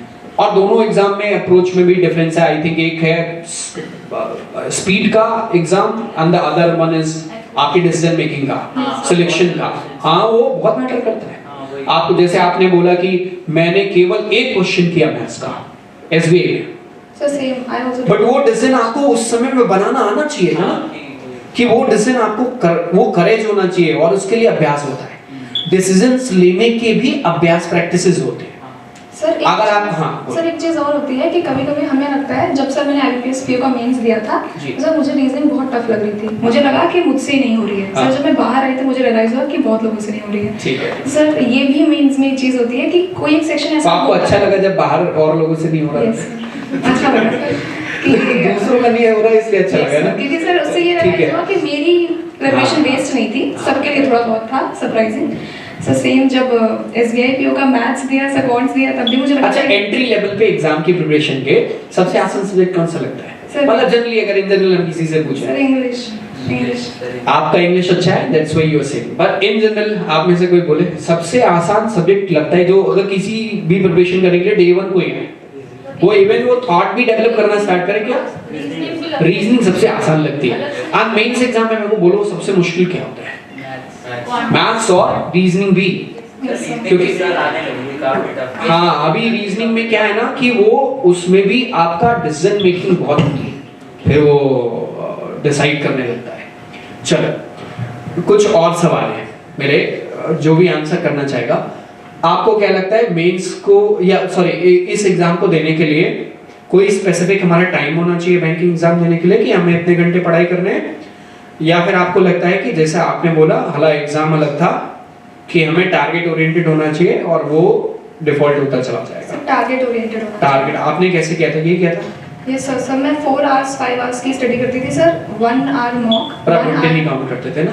Yes, but sir उतना लाइब्रेरी वो चला ही जाता है सर। लाइब्रेरी में अपना टाइम एलोकेट किया था मैंने, हाँ। कि 1 आवर मुझे सबसे पहले सुबह जा करके स्पीड मैथ्स के 10 क्वेश्चंस क्वाड्रेटिक और अपना सब कुछ जो छोटी-छोटी चीजें होती हैं वो 1 घंटे प्रैक्टिस करती थी, फिर 1 घंटे सर मॉक टेस्ट देती थी, फिर एनालिसिस करती थी, फिर इधर हिंदू एडिटोरियल पढ़ती थी और GA sir, the 5 things that I used to practise. थोड़ा बहुत आगे पीछे हो जाए तो सर एडिटोरियल का क्या आपको क्या लगता है, क्या क्या यूज रहे एसबीआई में, आपको क्या फायदा होता है? सर वो सर मैं कहूँगी कि जीए और एडिटोरियल अगर आप रीड नहीं करोगे तो इंटरव्यू में जीडी जीई में आपके पास बहुत कुछ नहीं होगा, आपको 10-15 दिन में कुछ नया नहीं सिखा दिया जाएगा। आपके पास वो पुरानी नॉलेज होनी चाहिए कि you're reading constantly, you're knowing the developments around the world and the country. Exactly. So that's when you know. Even though आपको टॉपिक बोला गया जीडी का और आपको अवेयरनेस ही नहीं है तो आपको कंटेंट ही नहीं आएगा फिर।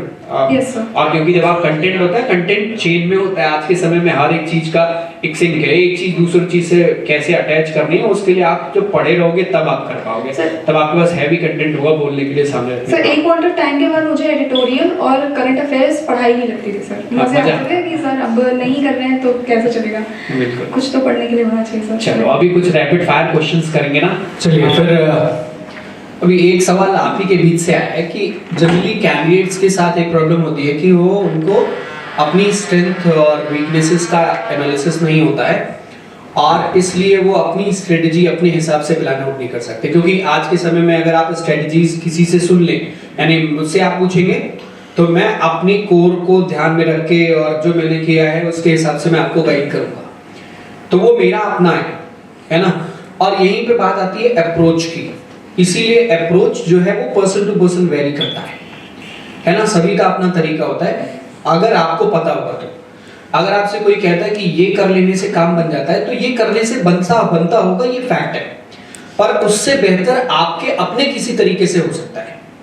तो वो आप अगर वो सर्च आपने ब्लॉक कर दिया है ना, तो फिर आप मतलब वो एक ऐसे कह सकते हो कि कोई फिक्स जो है मशीन की तरह आप फिर काम करना स्टार्ट करेंगे और फिर आपके लिए जो लर्निंग है वो थोड़ी सी और मुश्किल हो सकती है और वो रिफ्लेक्ट कर सकता है आपके रिजल्ट्स को भी उसी हिसाब का। तो एक आपका जो सवाल है आप ही जवाब दें उसका, कि स्ट्रेंथ को और वीकनेसेस को आइडेंटिफाई कैसे करें और वो अपनी प्रिपरेशन में हम उसका बेहतर उपयोग किन जगहों पे और कैसे कर सकते हैं।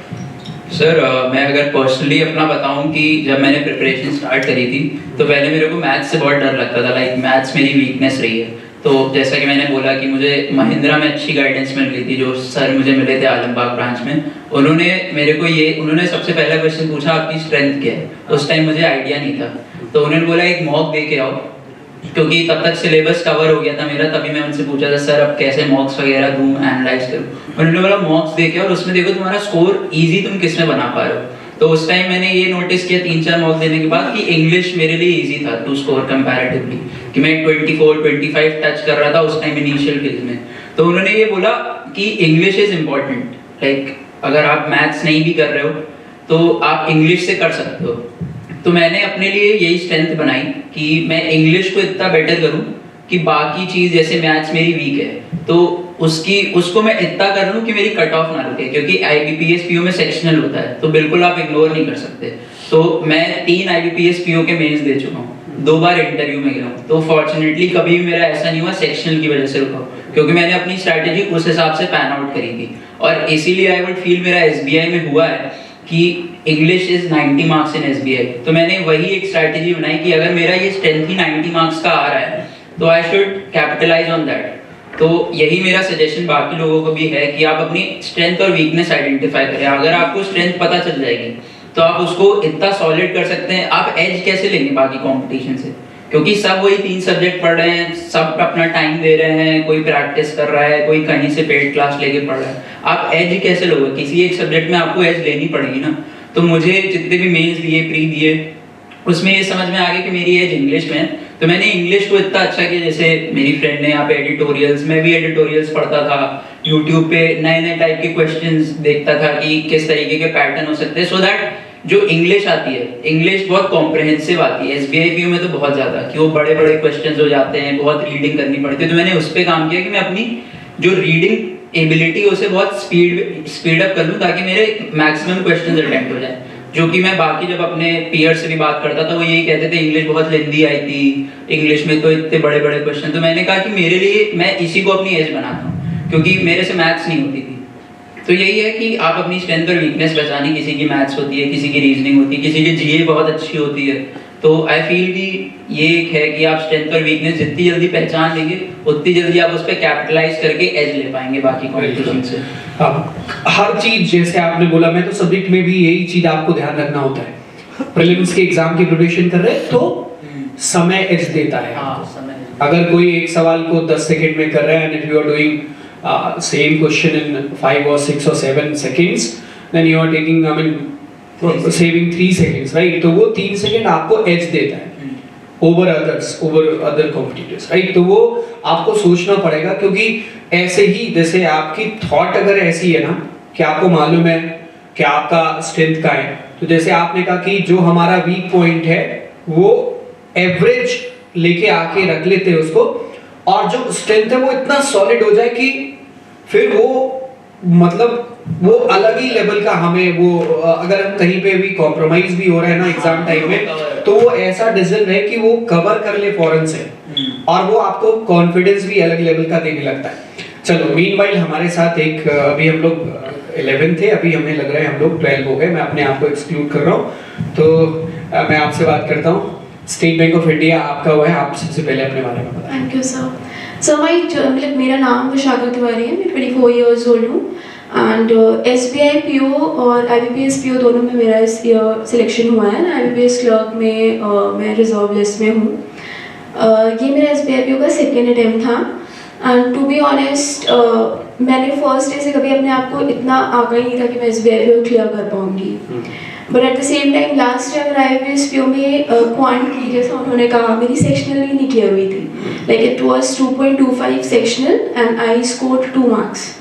सो एंड इफ मेरे डिस्क्रिप्टिव ऐड होते तो मैं क्लियर कर लेती, but it was a positive thing for me in the bigger picture कि अभी मैं SBI PO क्लियर नहीं कर पाती अगर मेरा तब वो क्लियर हो जाता तो। 2022 exam. Yes sir. So this year, but at that time I made sure कि मुझे ये पता चल गया था कि क्वांट मेरे लिए प्रॉब्लम क्रिएट करेगा। Although मैं BSc मैथ्स ऑनर्स हूँ, स्टिल थोड़ी सी डिफरेंट हो जा रही थी क्वांट वहाँ पे, तो मैंने फिर क्वांट को इतना पढ़ा था कि इस बार IBPS PO में मेरे 21 मार्क्स हैं क्वांट में एंड SBI PO में भी मैंने 6 क्वेश्चंस अटेम्प्ट किए थे, वो सारे सही ही होंगे। अभी देख लो, वो जिनका मैथ्स है उनके लिए 6 क्वेश्चन बना था SBI के पेपर में, है ना, मेंस एग्जाम में। तो अभी कैसा होता होगा वो उसका अंदाजा लगा लो और तैयारी उसी हिसाब से आप लोग भी अपनी स्टार्ट कर लो अगर सोचते हो। लेकिन ऐसा जरूर मानना है कि आपका मैथ्स बैकग्राउंड था क्या? नहीं था, तो इनका इंग्लिश अच्छा था तो इन्होंने वो मैनेजमेंट अपना अच्छा स्किल दिखाया। आपका मैथ्स था क्या? नहीं था। आपका तो कॉमर्स था ना, MCOM BCom। तो आप डिसीजन ले सकते हैं, और वही जैसे अभी हम लोग बात भी कर रहे थे कि आपको अपनी स्ट्रेंथ वीकनेसेस अपनी परिस्थितियों के बारे में अगर अच्छा आकलन है तो आप बेहतर डिसीजन हमेशा ले पाएंगे और वो डिसीजन पे आप अच्छा काम भी कर सकते हैं। तो एक और जो बहुत कॉमन सा सवाल है, सोशल मीडिया जैसी डिस्ट्रैक्शन क्रिएट करने वाली, सिर्फ सोशल मीडिया में यहाँ पे नहीं बोल रहा हूँ, हैंग आउट वो भी एक चीज़ है जो डिस्ट्रैक्ट कर सकती है और किसी पॉइंट ऑफ टाइम में जाके वो डिस्ट्रैक्ट कर सकती है। और इवन बहुत बार ऐसा होता है जब आप फ्रस्ट्रेट होते हो, यू स्टार्ट विद समथिंग कि अभी उससे मैं ये फ्रस्ट्रेशन से दूर होने के लिए मैं ये कर रहा हूँ, एंड वो आप उसमें बिल्कुल अलग तरीके से इन्वॉल्व हो जाते हो, फिर वो आपकी लाइन ही पूरी चेंज कर सकता है। तो ये जो डिस्ट्रैक्शन वाली चीज़ें हैं उसको वैसे तो हमने एक लाइन में पहले से ही बोल दिया कि अगर आपको अच्छी तरीके से अवेयरनेस है तो आपको कोई डिस्ट्रैक्शन में से भी नहीं होने वाला। फिर भी अगर किसी को होता है तो क्या करना चाहिए, आप में से कोई भी ऐसा आंसर करना चाहे, आपके पास माइक है, आप बताएं। आपके पास सोशल मीडिया अकाउंट्स होंगे? यस सर, मैं एक्टिव है? इंस्टाग्राम फ्रीक थी तब, हाँ। फिर नहीं हुई, मतलब 1.5 इयर्स मैंने इंस्टाग्राम एकदम डीएक्टिवेट ही कर दिया था। हाँ। गायब थी मैं इंस्टाग्राम। अच्छा लगता है कि इंस्टाग्राम डीएक्टिवेट करना, मतलब आसान लगता है क्या? नहीं सर, आसान नहीं था, बट क्योंकि प्रिपरेशन मेरे लिए एग्जाम क्लियर करने के लिए मेरे लिए ज़्यादा इम्पोर्टेंट था, हाँ। तो प्रायोरिटाइज मैंने उसको किया है। इंस्टाग्राम मैंने एकदम हटा दिया था। हाँ। उसके बाद में आई वुड से कि आइसोलेशन हर बच्चा करता है, क्योंकि करना पड़ता है, ना तो एग्जाम बहुत प्रॉब्लम हो जाती है, क्योंकि हम देखते हैं कि हमारे पीयर्स हैंग आउट कर रहे हैं, वो आगे बढ़ रहे हैं, but at the same time हम पढ़ रहे हैं एंड हमें नहीं पता कि रिजल्ट्स क्या होने वाले हैं, राइट। तो what I would say is कि ठीक है, आइसोलेट करो, and as I heard before कि रिवॉर्ड करते थे आप लोग अपने आप को, तो रिवॉर्डिंग बहुत अच्छी चीज़ होती है, उससे आपका आइसोलेशन भी खत्म हो रहा है। एंड पूरी तरह से आइसोलेट करोगे तो you will get depressed, because I was the one who suffer. तो आई वुड से कि ऐसा मत करिएगा, रिवॉर्ड करते रहिए, and these are all the things which you can do. Exactly. और वो आइसोलेशन वाली जो बात है ना, आप एंजॉय करने लगोगे तो आइसोलेट तो हो ही नहीं पाओगे। अगर आप जब एंजॉय नहीं करते हो ना, अलग माइंडसेट के साथ कि मुझे मतलब निकालना है, ये एग्जाम क्लियर करना है, उसको अलग सा प्रेशर और बर्डन अपने सर पे लेके चलोगे, वो बंडल आपको आइसोलेट करवा सकता है। और वो अगर आप एंजॉय करने लगे वो जर्नी को, अपनी प्रिपरेशन को, तो मुझे लगता है कि फिर वो तो आसान हो जाएगा। आप कुछ कहना चाहें? सर लाइक एवरीवन इज कि इन लोग ने इंस्टाग्राम हटा दिया था, मैं ऐसा नहीं था। I was a little different. मेरे लिए ऐसा था कि हाँ, मेरे भी पीयर्स हैं, वो भी जॉब वॉब कर रहे थे, दे वर हैविंग फन, बट मेरे लिए मैं उसको एक मोटिवेशन लेता था कि ये लोग अभी एक टेम्परेरी फन कर रहे हैं और मैं जो करूंगा दैट वुड बी डिफरेंट। ये लोग शायद आगे चल के लाइफ में स्ट्रगल करें, बट मैं जो कर रहा हूँ, मैं उनको देखता था, मैं 5 दिन के लिए इंस्टाग्राम से हट जाता था, फिर वापस आता था, फिर सबकी स्टोरियाँ देखता था कि अच्छा ये कर रहा है, ये कर रहा है, मैं फिर मोटिवेशन लेता था। और अगर मैं बहुत ज्यादा डिस्ट्रैक्ट होने लगता था, कहता भाई ज्यादा बंद करो, फिर से चालू करो। तो मेरे लिए एक मोटिवेशन वाली चीज थी। अगर आप यूज भी कर रहे थे तो आप लिमिटेशन जानते थे ना, हाँ। आपको मालूम था, तो वो आपको लिमिटेशन मालूम। हाँ आई थिंक मेरा भी यही था, मैंने बंद तो बिल्कुल भी नहीं किया था। जब मुझे ऐसा लगा था कि मैं ज़्यादा यूज़ कर रही हूँ तो मैंने उसको थोड़ा लेवरेज करना स्टार्ट कर दिया। उसमें बहुत सारे ऐसे इंस्टाग्राम पे पेजेस भी होते हैं जो इन्फॉर्मेशन प्रोवाइड करते हैं, तो मैंने बैंकिंग रिलेटेड या जीएस रिलेटेड पेजेस को फॉलो कर दिया, तो मेरे फीड पे करंट अफेयर्स आने लगे। एग्जैक्टली। तो अगर मैं वहाँ थी भी तो मैं थोड़ा बहुत रहता था कि हाँ जी के पढ़ रहे हैं या कुछ भी, इतना ज़्यादा डिस्ट्रैक्शन तो नहीं था। लास्ट टाइम मेरी एक ऐसे कैंडिडेट से बात हो रही थी, ही सेड कि उन्होंने जो है वो एक अलग सा YouTube का अकाउंट बनाया और 2 अकाउंट बनाए। हाँ। तो जब वो पढ़ाई वाली कोई चीज देखते थे तो वो उस अकाउंट से देखते थे, केवल उससे पढ़ाई वाली चीज देखते थे। एंड बाय द टाइम क्या होने लगा कि उनको ऐसे अच्छे रिकमेंडेशंस आने लगे वो एल्गोरिथम में से कि वो बिल्कुल वो कभी वहां तक पहुंच ही नहीं पाते प्रॉपर्ली, है ना। लेकिन वो एल्गो जो है उनको वहां तक लेके गया। क्यों? क्योंकि अब उसी में आप उसी अकाउंट से आप वो जो है वो बाकी entertainment, stand up comedy and बाकी सारी चीजें देख रहे हैं और उसी से तो वो आपकी पढ़ाई वाला तो टेनर कम का है। ऑफ कोर्स सी बात है, वो आप एक वीडियो देखोगे, बाकी आप 5 वीडियो देखोगे, तो जो ज्यादा देखोगे वो फ्लोट करके ऊपर आपको मिलेगा। तो वैसे भी वो डिस्कनेक्ट कर देने वाली बात होती थी। तो it was a very good strategy जो आप लोगों में से भी लोग फॉलो, जैसे आपने कहा कि ये बहुत अच्छी स्ट्रेटजी है कि आप जो चीज आपको डिस्ट्रैक्ट कर सकती है उसी को आप मोल्ड कर लो अपने हिसाब से, है ना। वो उसको अलग तरीके से यूज ही करना हम सीख लें। चलो, आप ये तो सब बात हो गई। आप में से मैं एक जनरल सवाल पूछता हूँ कि सिलेक्शन होने के बाद सबसे पहला रिएक्शन यानी क्या था अपने लिए? तो सबसे पहला तो उस दिन तो मैं एक्चुअली कोचिंग जाने के लिए रेडी हो रही थी। हाँ। और जैसे हमारी रीजनिंग फैकल्टी है, उन्होंने बोला था कि मॉक लगा के आना है, मैं देखूंगा। हाँ। तो लास्ट डे ऐसा हुआ था कि मैं नहीं लगा पाई थी किसी रीजन से, तो मैं सुबह तक तो यही सोच रही थी कि सर को क्या बोलूंगी अभी जाने के बाद। फिर 10 बजे 10:30 बजे के अराउंड रिजल्ट आ गया था, तो मेरे दिमाग में ये था कि चलो ठीक है, अब मॉक नहीं लगाने पड़ेंगे मुझे। सबसे ज़्यादा रिलीफ फील हुआ। और उसके बाद तो यही लगा कि अब आगे क्या करना है, मतलब पढ़ाई से रिलेटेड। तो उस दिन ही बैठ के मैं ये देखने लगी कि मैं आगे क्या कर सकती हूँ। अच्छा, अभी सब लोगों ने पढ़ाई तो बंदी कर रखी होगी लंबे समय से, हाँ। तो खाली पढ़ने लगता क्या? हाँ, लगता है बहुत। ज्यादा लगता होगा। तो क्या करते हैं ऐसे में? ये देखो, इन्होंने अच्छा काम किया। ये क्लास में सबसे आगे बैठने वाले बच्चों में से। इसमें से कोई ऐसा जो बैक बेंचर हो आप में से, जो पीछे ही क्लास में रहा हो हमेशा और यहाँ आज आगे ही बैठा हो? बैक बेंचर थे? सच बोलो। अच्छा, बताओ जरा अपने बारे में। हाँ सर, बीटेक में कॉलेज में बैक बेंचर थे। तो एक टाइम पे ऐसा था कि जैसे बाहर की इन्फ्लुएंसिंग बहुत होती है ना, जैसे आंध्र प्रदेश में था मैं जब बीटेक में, तो मुझे याद है कि पढ़ाई पे बिल्कुल भी ध्यान नहीं था मेरा। मैकेनिकल इंजीनियरिंग मुझे चाहिए नहीं थी वैसे भी, पर ले रही थी। तो मेरे याद है कि 9 सब्जेक्ट्स थे तो मेरे 8 बैकलॉग्स थे। जो चाहिए थी हाँ। वही लिया तो क्या होगा? और सिर्फ तो मैथ्स और फिजिक्स में हमेशा मतलब उसमें पास था। तो मैंने कहा यार ये कहाँ फंस गया मैं। तो मैंने कहा क्लियर तो करना ही है। तो भगवान की दया से कोरोना आ गया तो मैंने क्लियर कर लिया, वरना तो मेरे बैकलॉग्स क्लियर। तो मतलब बहुत रफ फेज था वो, मतलब होता है ना एकदम डाउन फीलिंग हो जाती कि अब तो प्राइवेट जॉब तो करनी ही है कॉलेज में, ऊपर से मार्क्स सीजीपीए खराब। तो जो पैटर्न है कॉलेजेस का प्लेसमेंट का आप जानते हैं, एल्गोरिदम उनका क्या है, जो सीजीपीए जिनका ज़्यादा उनका रिज्यूमे पहले आता है। तो किसी तरह वो मैंने कहा इसको मुझे एचआर से नहीं बात करनी, मुझे एचआर के पास नहीं जाना, एक सीट मेरे को चाहिए ताकि मुझे कोई एप्लीकेशन ना देनी पड़े। ऐसा कोई एग्जाम ढूंढ लो जहाँ मैं खुद ही लिख के अपनी सीट ले लूँ, मुझे एप्लीकेशन नहीं देनी है। तो पीछे बैठने के फायदे क्या होते हैं?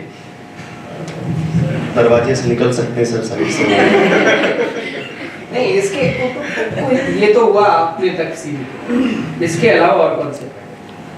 और फायदे सर जैसे कि हाँ, जैसे और क्लासेस हैं तो कई सारे होमवर्क्स होते थे कॉलेज में, नहीं किए तो फर्स्ट क्लास है तो 8th क्लास का कर रहे हैं होमवर्क, सेकंड है तो 6th क्लास का कर रहे हैं, सेकंड वाला कल कर लेंगे, बातें कर रहे हैं, अपना कर रहे हैं, वेस्ट कर रहे हैं टाइम। और क्या सर, उस समय समझ में नहीं आता, बाद में समझ में आता है, तो वही बहुत गलतियाँ हैं। समय से पीछे रहने का एहसास कभी हुआ? हाँ सर, बहुत। जब कुछ दोस्त थे जो बोलते थे, जो मेरे इंटरनेशनल फ्रेंड्स थे, कुछ नेपाल से थे, तो वो लोग स्ट्रगल बहुत किए थे। वो लोग, मैं वेल टू डू फैमिली से था, उतना नहीं, पर उनसे तो ठीक ही था। मैंने कभी रियलाइज़ नहीं किया कि गलत कर रहा हूँ ये। उन्होंने बोलते थे कि एटलीस्ट पढ़ाई पे ध्यान दो यहाँ पे, वरना दिक्कत हो जाएगी। तो वो लोग क्लियर करके अच्छे जॉब डेलॉइट और इन कंपनीज में थे।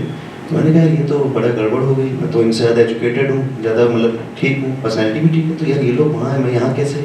मैं इतनी ख़राब कंपनी में तमिलनाडु में, ऊपर देखता हूँ तो गर्मी, नीचे देखता हूँ तो गर्मी। तो वही मुझे रियलाइज़ हुआ कि नहीं, कुछ बड़ा तो नहीं कह सकता, क्लरिकल या पीओ में कोई बहुत बड़ी चीज़ तो नहीं, लोग प्रिपेयर करें निकालते नहीं, पर ऐसा कुछ करो कि सिग्निफिकेंट रहे।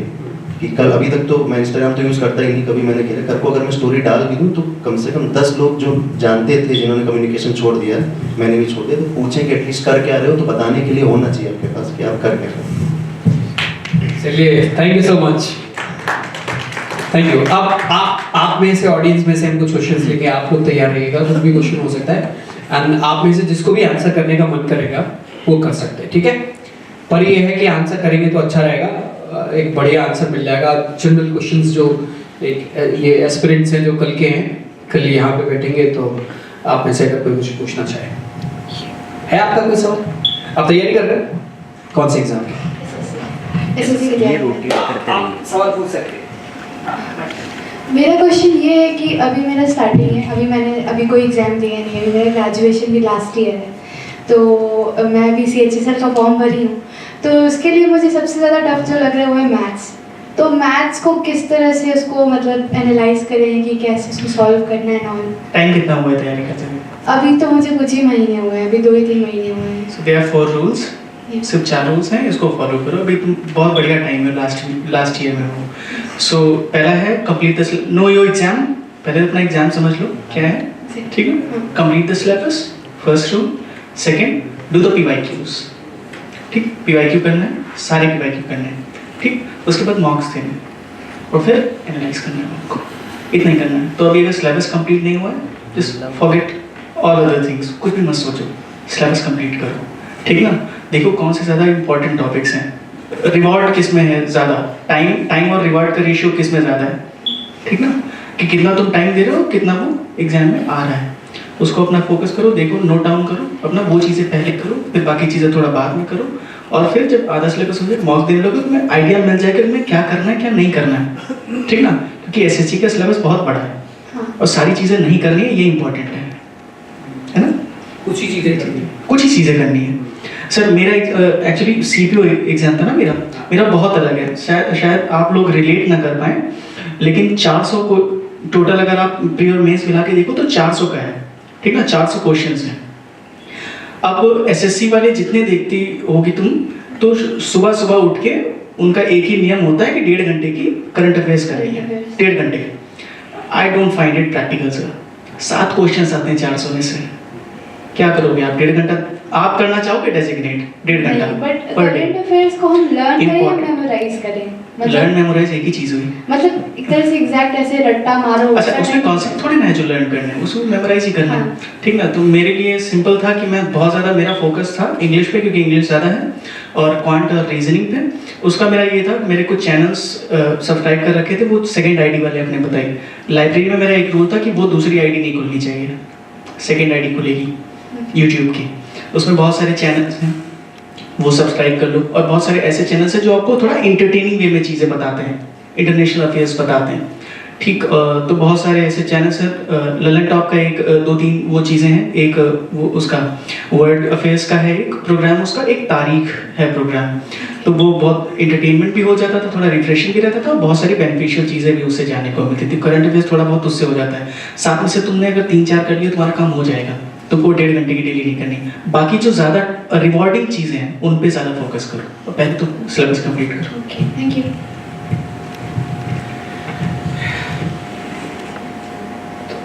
छोड़ के नौकरी अगर पढ़ाते तो ज़्यादा बेहतर होता।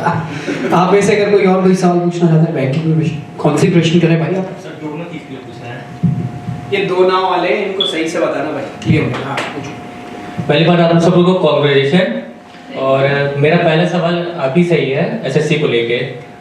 सर एक्चुअली मैं फर्स्ट टाइम आपसे ये पूछना चाहूँगा कि मैं पढ़ाई तो डेली करता हूँ, लेकिन थोड़ा मतलब आप फिटनेस को लेके बता दीजिए कि मतलब रनिंग को लेके और वो सब को लेके, क्योंकि प्री तो निकल भी सकता है लेकिन फिटनेस उस हिसाब से जल्दी होती नहीं है, क्योंकि बीच में मेरा मेडिकल ट्रीटमेंट चला था, तो जैसे वजन बहुत बढ़ गया और आईसाइट थोड़ी वीक हो गई, तो वो चीज़ मैं वापस पुरानी लाइफ लाना चाहता हूँ, क्या करना है। और दूसरी मैथ्स को लेकर कोई मेरा डाउट था कि जब मैं मैथ्स पे कमांड करता हूँ तो बाकी चीज़ रह जाती है, और बाकी चीज़ करता हूँ तो मैथ्स रह जाती है, क्योंकि मैं नॉन मैथ्स बैकग्राउंड से हूँ, बीकॉम और एमकॉम मैंने भी किया है, तो उसी को लेके थोड़ी प्रॉब्लम चल रही है कि मतलब कैसे कैसे कम समय में कैसे मैं सारी चीज़ अचीव कर सकूँ। अभी कितना टाइम हुआ है तैयारी करते हुए? हाँ, मेरा टाइम जो है अभी 3 स्टेज में चला है। 2017 में चला था, फिर बंद हो गया, फिर 20 में चला, फिर बंद हुआ, और 2022 के सितंबर से मैंने चालू किया, तब से कंटिन्यूसली चला रहा हूँ। मैं ये मान के चल सकता हूँ तुम्हारे बेसिक्स क्लियर है? बेसिक मैथ्स का नहीं क्लियर है, बाकी का मैथ्स का नहीं है, बाकी का क्लियर है। बाकी का क्लियर तो है। पहले फिटनेस वाला मैं एड्रेस कर देता हूँ। अगर तुम अभी उसमें अपने फेज में हो, पढ़ाई के फेज में हो, अभी मॉक ऑफ तुमने अभी नहीं स्टार्ट करें। मॉक मैंने दिया, स्टार्ट कर दिया, बहुत ज्यादा नहीं है। रेग्रेसिव जैसे एग्जाम आ जाता है तो एकदम रेग्रेसिव मोड में मॉक करने होते हैं, एनालाइज करना हो, तो सारा लगभग टाइम उसी में जाता है। अभी स्टार्टिंग फेज में हो तो सुबह सुबह कोशिश करो, अगर सुबह कर सकते हो तो ये होता है, अगर तुम 2 टाइप के लोग होते हैं। मैं थोड़ा ये था कि अगर सुबह में एक्सरसाइज करूंगा तो मैं पूरे दिन सोऊंगा, मुझसे नहीं होगा, मैं शाम में करता था, कोशिश करता कि शाम में करूं, ठीक। और दूसरा वो होता है जो लोग सुबह करते हैं और पूरे दिन रिफ्रेशिंग फील करते हैं, तो आप सुबह करो, वो अपना देख लो अपने हिसाब से, ठीक। वो कर सकते हो, ज्यादा मत करो, इतना भी मत करो कि पूरी बॉडी थक जाए फिर पढ़ाई हो भी ना। कोशिश करो कि 2 किलोमीटर डेली अगर रनिंग कर सकते हो, थोड़ी स्ट्रेचिंग, बस इतना काम चल जाएगा। और वो लगातार करना है तो वो इफेक्ट दिखेंगे थोड़े दिन के बाद, बहुत ज़्यादा नहीं करनी, अभी तो पढ़ाई करनी है। और पढ़ाई में अगर आगे तुम्हारा मैथ्स अगर कमजोर जा रहा है तो पहले तो बेसिक्स पढ़ो। जैसे मान लो परसेंटेज तुमने पढ़ा, ठीक ना, परसेंटेज पढ़ा, परसेंटेज के फिर क्वेश्चन पीवाईक्यू निकाल लो, पीवाईक्यू लगाओ। शुरू में तो टफ लगेंगे थोड़े, लेकिन दिमाग खाओ और लोगों का दिमाग खाओ, पूछो। एक्चुअली जब मैं एसटी करता हूँ, फर्स्ट टाइम मैंने जब एसटी की थी तो मेरे नंबर बहुत अच्छे आते थे, लेकिन जब मैं डेली, लेकिन बढ़ना चाहिए उस हिसाब से, लेकिन मैं डेली घटता गया, तो फिर मैंने ऑनलाइन एसटी देना बंद कर दिया। जब मैंने ऑफलाइन देना शुरू किया तो वहाँ पे ये हुआ कि जब मैं बैंक की एसटी देता हूँ तो वहाँ इंप्रूव हो जाता है, फिर एसएससी की एसटी डाउन हो जाती है, और जब एसएससी में इंप्रूव हो जाता है तो बैंक का डाउन हो जाता है। दोनों में एक्चुअली बैलेंस लेके चल रहा हूँ। तो इसका ये है, तुम्हारी तैयारी जो होएगी वो मतलब स्कैटर्ड होएगी, ठीक ना। जैसे मान लो तुमने एक टॉपिक बहुत अच्छा कर लिया और वो एसटी में आ गया, तुमने वंडर्स किए उसमें, बहुत बढ़िया कर लिया, लेकिन जो टॉपिक तुमने नहीं पढ़े वो आ गया तो फिर एकदम से डाउन हो गया। ऐसा होता होगा ना, ऐसे ऊपर नीचे चल रहा होगा। तो कोशिश करो एक बार फिर से, अगर तुम्हारा बाकी सब सही जा रहा है तो थोड़ा अपने आप को मतलब एक रिस्क लो, और मैथ्स की प्रिपरेशन एक बार कायदे से फिर से कर लो। 3 से 4 महीने लगेंगे, अगर तुमने पहले थोड़ा बहुत कर रखा है 3 से 4 ही महीने लगेंगे।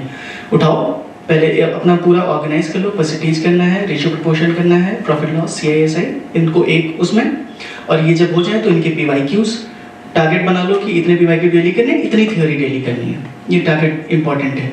और जैसे मान लो इसके तुमने एक चैप्टर कंप्लीट कर लिया, दूसरे चैप्टर पे जंप करें तो थ्योरी करने के बाद 10 क्वेश्चन पहले जो कर चुके उसके भी कर लो, तो वो बैकएंड रहेगा कि हाँ तुमने ये पढ़ा है, वो मतलब इरेज नहीं होएगा।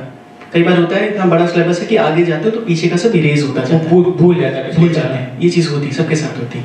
तो कोशिश करो, जैसे तुम CISI पे पहुंच गए, तुम्हारे पीछे 3 चैप्टर्स हो चुके ना, प्रॉफिट लॉस, रेशियो प्रोपोर्शन और ये सब, ठीक। तो कोशिश करो 10 उसके उठा लो, 30 क्वेश्चन उसके, 50 क्वेश्चन इसके, 80 क्वेश्चन हो गए, तो पीछे का भी रिवाइज होता रहा, ये वाला भी चलता रहा, और थ्योरी भी। ज़्यादा टाइम इतना, अगर मैथ्स ज़्यादा ही कमजोर है तो 4 घंटे दे दो, 4 घंटे में इतनी चीज़ें आराम से हो जाएंगी, बाकी तुम अपना टाइम। मेजर प्रॉब्लम तो मैथ्स में ही है। हाँ, तो फिर मैथ्स के लिए थोड़ा ज़्यादा टाइम दो। ये चीज़ें कर लो कि जो चल रहा है वो तो करना ही है, पीछे की 10 क्वेश्चन उठा लिए तो वो चलता रहेगा। तो सर, जब ट्रिग्नोमेट्री वाला टॉपिक होता है, मतलब जैसे कि CPO एग्जाम दिया था तो उसमें मुझे मिला था, किसी कभी एग्जाम में नहीं आता, जैसे वो CHSL देते हैं या CGL का देते हैं, तो कभी ज़्यादा आता है कभी कम आता है। एक्चुअली वो फॉर्मूला बेस्ड जो आइडेंटिटीज होती हैं वो रिकॉल करने का तरीका बता दीजिए। रिकॉल क्वेश्चंस बस, और कुछ नहीं, रट नहीं सकते उसको, रटोगे भूल जाओगे। क्वेश्चंस लगाओ, बहुत सारे क्वेश्चन लगाओगे तुम्हारे अनकॉन्शियस माइंड में वो आ जाएगा, ठीक ना। तो वो क्वेश्चंस लगाने से ही होगा सारे क्वेश्चन। 300 से 400 क्वेश्चन होंगे मुझे लग रहा है ट्रिग्नोमेट्री में, 4-5 आते हैं बस। हाँ, आते नहीं, उससे मैटर नहीं करता, आते तुम्हें एक आए, लेकिन पढ़ना तो तुम्हें पूरा है ना, लगाने तो 400 क्वेश्चन है सारे, 800 क्वेश्चन जितने भी हैं। तो वो डेली देख लो तुम्हारे कि 50 क्वेश्चन इसके लगाने हैं, हमें ट्रिग्नोमेट्री कर रहे हैं तो 50 क्वेश्चन ट्रिग्नोमेट्री के लगाने हैं, और बाकी 10-10 क्वेश्चन मिला तुम्हारे 4 चैप्टर पहले पढ़ चुके हो तो रिवीजन के बेसिस पे वो 40 क्वेश्चन हो गए। 90 क्वेश्चन तुम्हें मैथ्स के लगाने हैं आज, तो लगाओ, ट्रिग्नोमेट्री भी हो जाएगा, पीछे डिवाइस भी हो जाएगा और कितने दिन में खत्म हो जाएगा। 400 क्वेश्चन है तो डेली तुम 50 लगा रहे हो, ट्रिग्नोमेट्री तुम्हारी 6-7 दिन में खत्म हो जाएगी बस। सर मैं ट्राई करता हूँ दोबारा फिर से, क्योंकि मैं एक बार किया फिर इसको मैंने हटा दिया, दोबारा देखता हूँ मैं एक बार, क्योंकि मैं चाह रहा हूँ कि एज खत्म होने से पहले जल्दी क्लियर हो जाऊँ कहीं पे, बस हो जाएगा, ट्राई करो। क्योंकि मैं एक्चुअली मैं 2-3 जगह पे ट्राई कर रहा हूँ, क्योंकि मेरा बैंक एसएससी तो है ही है, साथ में थोड़ा टीचिंग लाइन की तरफ भी फोकस है ना मेरा। भाई सब कर सकते हो, कर तुम सब सकते हो, लेकिन कोशिश करो एक पे फोकस करो। एक्चुअली मेरे घर वाले बोलते हैं ना कि तुम्हारे साथ ये दिक्कत है, तुम्हारे में बस मल्टीपल टैलेंटेड है इसलिए कहीं नहीं आ पा रहे हो। सबके साथ होता है भाई, लेकिन वो चूज तुम्हें करना है ना, तुम्हें वो फैसला तुम्हें लेना है। एक्चुअली मेरे को यूनिफॉर्म बेस्ड जॉब करनी थी। हाँ तो फिर छोड़ो ना सब, क्यों फिर, अब जब इतना ही है अंदर से वो है, छोड़ो सब। तो वही फैमिली बोलते हैं कि मतलब तुम यूनिफॉर्म वाला मत करो, तुम्हारी वीकनेस बहुत आती है। घर वाले आते बोलते हैं तुम बैंकिंग जॉब करो, उसी में कंफ्यूज, क्योंकि प्रॉपर गाइडलाइन नहीं मिल पा रही मुझे कहीं से। तो भाई बैठो एक दिन, आधा घंटा 1 घंटा खुद से बात करो, मनन करो, एक चूज कर लो। गलत सही मैटर नहीं करता, चॉइसेस गलत सही मैटर नहीं करते। क्या है अभी वो तुम लास्ट में जाके सही उसको बनाना है, तुम्हें बनाना है। बैंक चूज करते हो कोई दिक्कत नहीं है, बैंक को सही बनाओ, भले वो तुम्हारे लिए आज गलत है, अपने आप को ढालो उस तरीके से कि वो तुम्हारे लिए सही। Thank you sir. तो बहुत ज़रूरत है यार, मतलब अभी हम लोग शुरुआत से लेकर अभी तक इसी बारे में बात कर रहे थे कि आपका गोल आपको पता होना चाहिए, और मल्टीपल चीज़ें करने में वैसे भी, क्योंकि एंगेजमेंट आप जितना बढ़ाते जाओगे भाई, आपके मोबाइल में अगर 10 तरीके के एप्लीकेशंस आप एक साथ खोल दोगे तो जो उसका मेमोरी है वो तो एंगेजमेंट अलग अलग जगहों पे जाएगा। और सारे बंद करके जब हमें हैवी कोई प्रोग्राम रन कराना होता तो हम सब बंद कर देते हैं, केवल एक खोलते हैं कि सीपीयू उसको एडॉप्ट कर पाए ना, उतना चाहिए भी तो आप सर आजकल जो इतना मतलब अभी कुछ सालों में इतना ज्यादा बढ़ गया कि सिलेक्शन रिजेक्शन का मार्जिन इतना रह गया है। पहले इतना बैंड था कि आप यहाँ से भी यहाँ भी हो तब भी सिलेक्शन हो जाएगा, यहाँ हो तब भी सिलेक्शन हो जाएगा। आजकल आपको इतने छोटे से मार्जिन में लाई करना पड़ेगा। स्प्लिट हुआ तुरंत रिजेक्शन वाले, तुरंत बाहर। आपका कोई सवाल? आप तैयारी कर रहे हो? कौन से एग्जाम की क्वेश्चन? Sir banking. बैंकिंग कितना टाइम? सर अभी 5-6 मिनट। आप कुछ पूछना चाहेंगे इन लोगों को देख के अच्छा लग रहा है ना? जी सर। आपको बैठना है यहाँ पे? जी sir, next time I will try my best. बिल्कुल आप बैठोगे। आपको कोई सवाल है तो पूछ सकते हैं आप। सर मेनली मुझे इंग्लिश के लिए पूछना है, जैसे अपने बैंक वो मैथ्स के लिए स्ट्रेटजी सारी चीज़ें बताई, बट मेरे को इंग्लिश, जैसे मैं हिंदी मीडियम से हूँ तो मुझे इंग्लिश के जो एडिटोरियल और करंट अफेयर्स का बहुत रोल होता है। आगे जैसे हम पीओ की प्रिपरेशन करते हैं तो जीडी और इंटरव्यू में, वैसे तो आप हिंदी में भी कर सकते हो, लेकिन फॉर बेटर आप अच्छी जगह जाना चाहते हो तो आपका इंग्लिश अच्छा होना चाहिए। तो उसके लिए मेरे को एडिटोरियल और करंट अफेयर्स वगैरह नहीं समझ में आते। मैं कोशिश करती हूँ पढ़ने की, लेकिन जैसे कोई चीज़ बहुत समय तक करो ना, जब नहीं समझ में आती तो अंदर से इंटरेस्ट डिमोटिवेट हो जाता है कि हम इतना कर रहे हैं पर हो नहीं रहा है। तो आई वांट कि इंग्लिश के लिए कोई बता दे अगर कोई नहीं समझ में आता। मुझे लग रहा है इसका आपको अच्छा आंसर मिलेगा, प्लीज बताएं जरूर, वो अच्छे से बताइए। देखो इंग्लिश का बेसिकली क्या है ना, सिर्फ वो लैंग्वेज है। जैसे हिंदी है ना वो लैंग्वेज है, इंग्लिश का हवा बना दिया है लोगों ने कि इंग्लिश में ये आता है, इंग्लिश में वो आता है। इंग्लिश जो बैंकिंग की है ना, आई एग्री कि तुम अगर हिंदी बैकग्राउंड से थोड़ा टफ होता है तो डायरेक्ट एडिटोरियल में मत जाओ। एडिटोरियल्स बहुत डिफिकल्ट इंग्लिश है। कोई जो बेसिक इंग्लिश की कोई बुक्स आती है ना, टाइम्स ऑफ इंडिया से शुरू करो। टाइम्स ऑफ इंडिया की बहुत इजी नॉर्मल इंग्लिश रहती है, और अगर तुम्हें नहीं समझ में आ रहा ना तो यूट्यूब पे बहुत सारे ऐसे टीचर्स सुबह सुबह जो भी न्यूज़पेपर आता है टाइम्स ऑफ इंडिया का, उसे इजी लैंग्वेज में समझाते हैं। क्योंकि जो बैंकिंग की इंग्लिश है वो एसएससी की इंग्लिश से बहुत अलग है। एसएससी की इंग्लिश में अगर तुम रूल्स को मगअप कर लोगे, याद कर लोगे तो तुम्हारे क्वेश्चन हो जाएंगे। बट अगर तुम्हें बैंकिंग में आना है तो बैंकिंग में जो इंग्लिश रहती है वो बहुत ज़्यादा थ्योरेटिकल रहती है, लिखी बहुत सारी चीज़ें होती हैं। Reading ability demand, reading ability आनी चाहिए आपको। और आप पढ़ते पढ़ते, जैसे आप पढ़ रहे हो ना इंग्लिश का कोई सेंटेंस आपने पढ़ा तो उसी के साथ आपको दिमाग में उसका एक हिंदी मीनिंग आना चाहिए। लाइक बेसिकली यही होता है कि जब आप इंग्लिश पढ़ते हो तो आप उसे तुरंत हिंदी में ट्रांसलेट करके ही समझते हो क्या लिखा हुआ है। तो वो एबिलिटी आपकी रीड करके ही आएगी, वो आप रूल्स पढ़ोगे, आपको नोट्स भी करवा देंगे कोचिंग में जाके, बट आप जब तक उसकी रीडिंग नहीं करोगे तो आपके लिए बहुत डिफिकल्ट हो जाएगा एग्जाम में वो उस चीज को पकड़ के आंसर सॉल्व करना है, क्योंकि उसके जो ऑप्शंस भी रहेंगे वो भी सेंटेंसेस में ही रहेंगे। अगर उन्होंने पूछ लिया कि इस सेंटेंस को दूसरे जो मेंस के एग्जाम में होता है, वो एक सेंटेंस दे देंगे और 4 ऑप्शन में लिखेंगे सेम मीनिंग का कौन सा सेंटेंस है।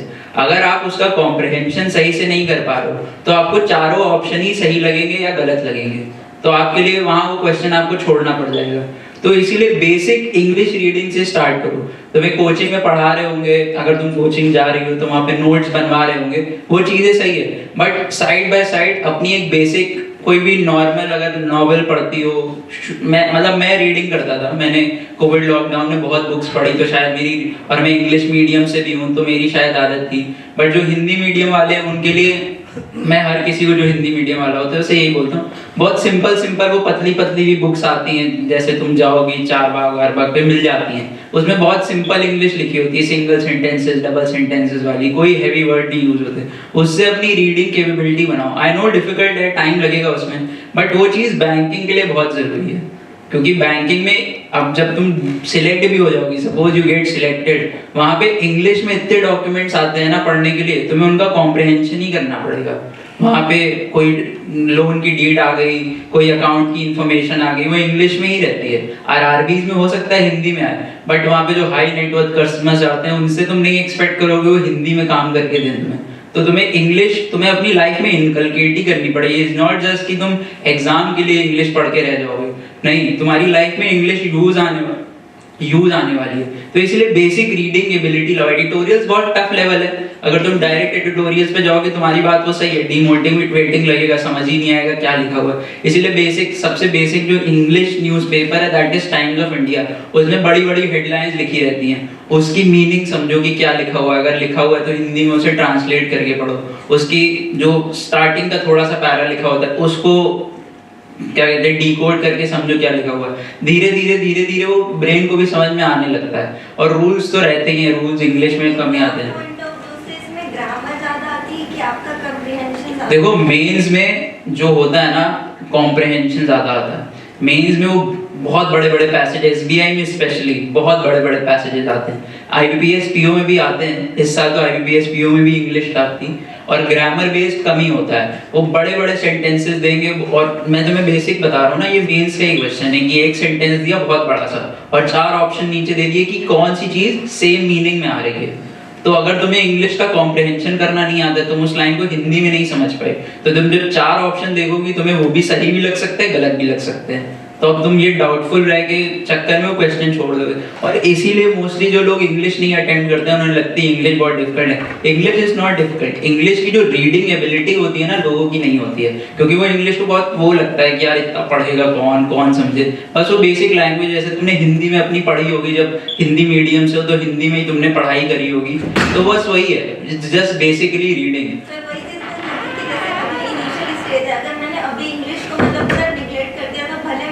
पेपर निकाल भी लिया तो आफ्टर दैट प्री मेंस के बाद जैसे वो जीडी और वो होता है इंटरव्यू, और उसके बाद भी जैसे आपने बोला कि बाद में अगर ज्वाइनिंग के बाद भी फाइल्स वगैरह आती है, अगर मैं कंप्रीहेंड ही नहीं कर पाऊंगी कि क्या चीज लिखा है, फिर वो तो बेसिकली हाँ वही इनकलकेट करनी पड़ेगी लाइफ में English. Banking is very difficult. RRBs अगर तुम टारगेट करोगी तब भी हो जाएगा।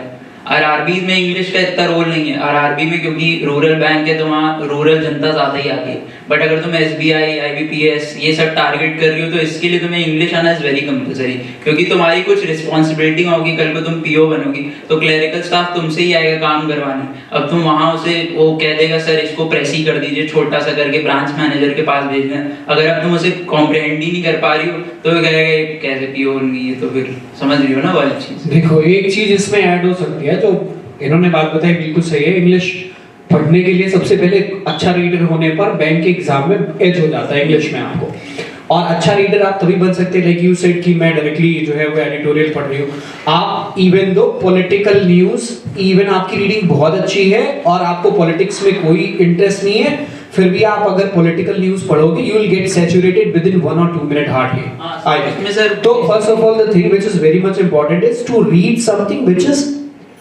comes in your interest part. Simple सी हाँ, पढ़ लो। जो आपको बहुत इंटरेस्ट लगती है ना वो चीज पढ़ोगी तो sometime you can I mean वो एज्यूम वो पढ़ते हुए इवन दो लिटरल मीनिंग आपको नहीं मालूम होगा लेकिन फिर भी आप सेंस कर सकते हो कि आपका बैकग्राउंड क्या है, आपने क्या बीकॉम क्या किया है? बीए किया है ना, तो अब आर्ट्स भी जैसे है तो अब आर्ट्स की कोई टॉपिक आते हैं जैसे सर ने बोला एडिटोरियल में बहुत ओपिनियनेटेड चीजें रहती हैं, बड़े बड़े एक्सपर्ट होते हैं अपनी ओपिनियन देते हैं क्योंकि उनको पता है उनकी जो रीडिंग जनता है वो उनका ओपिनियन जानना चाहती है, वो ऑथर्स होते हैं। तो एडिटोरियल्स पे मत जाओ, जैसे कोई आर्ट्स का बेसिक सा कोई अभी जैसे कैसे एग्जांपल दूं, बट बहुत सारी आपकी फील्ड रिलेटेड आती होंगी बेसिक सी, कोई कंपटीशन हो गया। आप बोल रहे हैं जैसे कि जैसे अभी समझ में नहीं आता तो पहले बेसिक से स्टार्ट करो। हाँ, तुम्हें रीडिंग स्टोरी पढ़ना अच्छा लगता है तो ठीक है, स्टोरी बुक इंग्लिश में ले लो, स्टार्ट रीडिंग दैट। आपको रीडिंग हैबिट जनरेट करनी है ना, once you generate good reading habit उसके बाद आपके लिए ये समझ में आने लगेगा कि अब मुझे कौन से पार्ट पे काम करना है, वो क्या पे काम करना है या कहाँ पे और काम करना है। फिर आप जैसे जैसे रीडिंग आप अपग्रेड करते जाओगे बाय द टाइम वो सब चीजें अपग्रेड होती चली जाएंगी। तो पहले तो उसके अंदर आना है कि रीडिंग एबिलिटी हमारी अच्छी हो जाए और उसके लिए सबसे बढ़िया तरीका है कि स्टार्ट विद योर इंटरेस्ट, जो भी आपको अच्छा लगता हो पढ़ना वही चीज इंग्लिश में पढ़ना, वैसे कंटेंट कंज्यूम करो इंग्लिश में। इवन तो सुनने पे भी बहुत बार आप वीडियो सुनना स्टार्ट कर दो ना इंग्लिश में, हाँ मूवीज देखना भी, क्योंकि आप एक बार सुनने भी लग जाओगे ना तो आपको समझ में आने लगेगा। इनिशियली डिफिकल्ट लगेगा नीचे सबटाइटल्स रीड करना, बोलने वगैरह में भी बहुत फर्क आ जाता है। आप एक्सेंट सुनते सुनते आपको समझ में आ जा सकता है कि अच्छा ये वर्ड कैसे बोला जाता है, क्यों आप इसीलिए आजकल नेटफ्लिक्स वगैरह लोग जब देखते हैं तो वो लोग हिंदी हटा के इंग्लिश देखते हैं। मोस्टली लोगों को ये बोला जाता है कि अगर आपको बहुत एंटरटेनमेंट मूवीज देखना पसंद है तो इंग्लिश में ही देखो, आपको धीरे धीरे आदत हो जाएगी, सुनने की भी आदत हो जाएगी, बोलने की भी आदत हो जाएगी, आप ट्राई करने लगोगे बोलना। जैसा आपने इंटरव्यू में बोला कि इंटरव्यू जीडीजी में, वैसे वहाँ कोई वो नहीं रहता कि आप इंग्लिश में ही बोलो, आप हिंदी में भी बोल के बहुत अच्छा कर सकते हैं। ऐसे बहुत सारे मेरे जानने वाले जो हिंदी में भी सिर्फ इंटरव्यू दे के सिलेक्ट हुए हैं। इट्स जस्ट दैट कि हाँ बैंकिंग में आने के लिए इंग्लिश कंपलसरी है। चलो थैंक यू सो मच। मैं उम्मीद कर रहा हूँ कि बहुत सारे सवाल और बहुत सारे जवाब, हमें अच्छे जवाब मिले हैं हमारे व्यूअर्स को, या मैं व्यूअर्स नहीं कहूँगा, वो कहूँगा जो एस्पिरेंट्स हैं जो कल के लिए तैयारी कर रहे हैं, उनके लिए बहुत सारे अनसुलझे सवालों के जो जवाब हैं वो यहाँ इस सेशन को सुनने में आपको जरूर मिले होंगे। और अगर आप शुरुआत से लेकर यहाँ तक देखते देखते वीडियो पहुँच चुके हैं तो एक बात तो कन्फर्म है कि आपको हमें अब कुछ बताने की जरूरत नहीं है। Thank you so much. और अब बारी आती है फेलिसिटेट करने की। मैं आप चाहूँगा कि हमारे साथ सर लोग हैं, हमारे फाउंडर मेंबर्स, और आप सभी लोगों को हम जितने भी लोग सेलेक्ट हुए हैं तो हम अपनी तरफ से आपके लिए जो कर सकते हैं, और ये एक इंस्पिरेशन भी रहेगा बाकी आगे आने वाली पीढ़ी के लिए, आगे आने वाले एस्पिरेंट्स के लिए। Thank you so much. हम इसलिए खुश होते हैं क्योंकि जब हम कहते हैं your success is our success, तो इसका मतलब है एक ऑर्गेनाइजेशन जो पिछले 25 सालों से काम कर रहा है इस फील्ड में, there is only single motive and the motive is student comes first.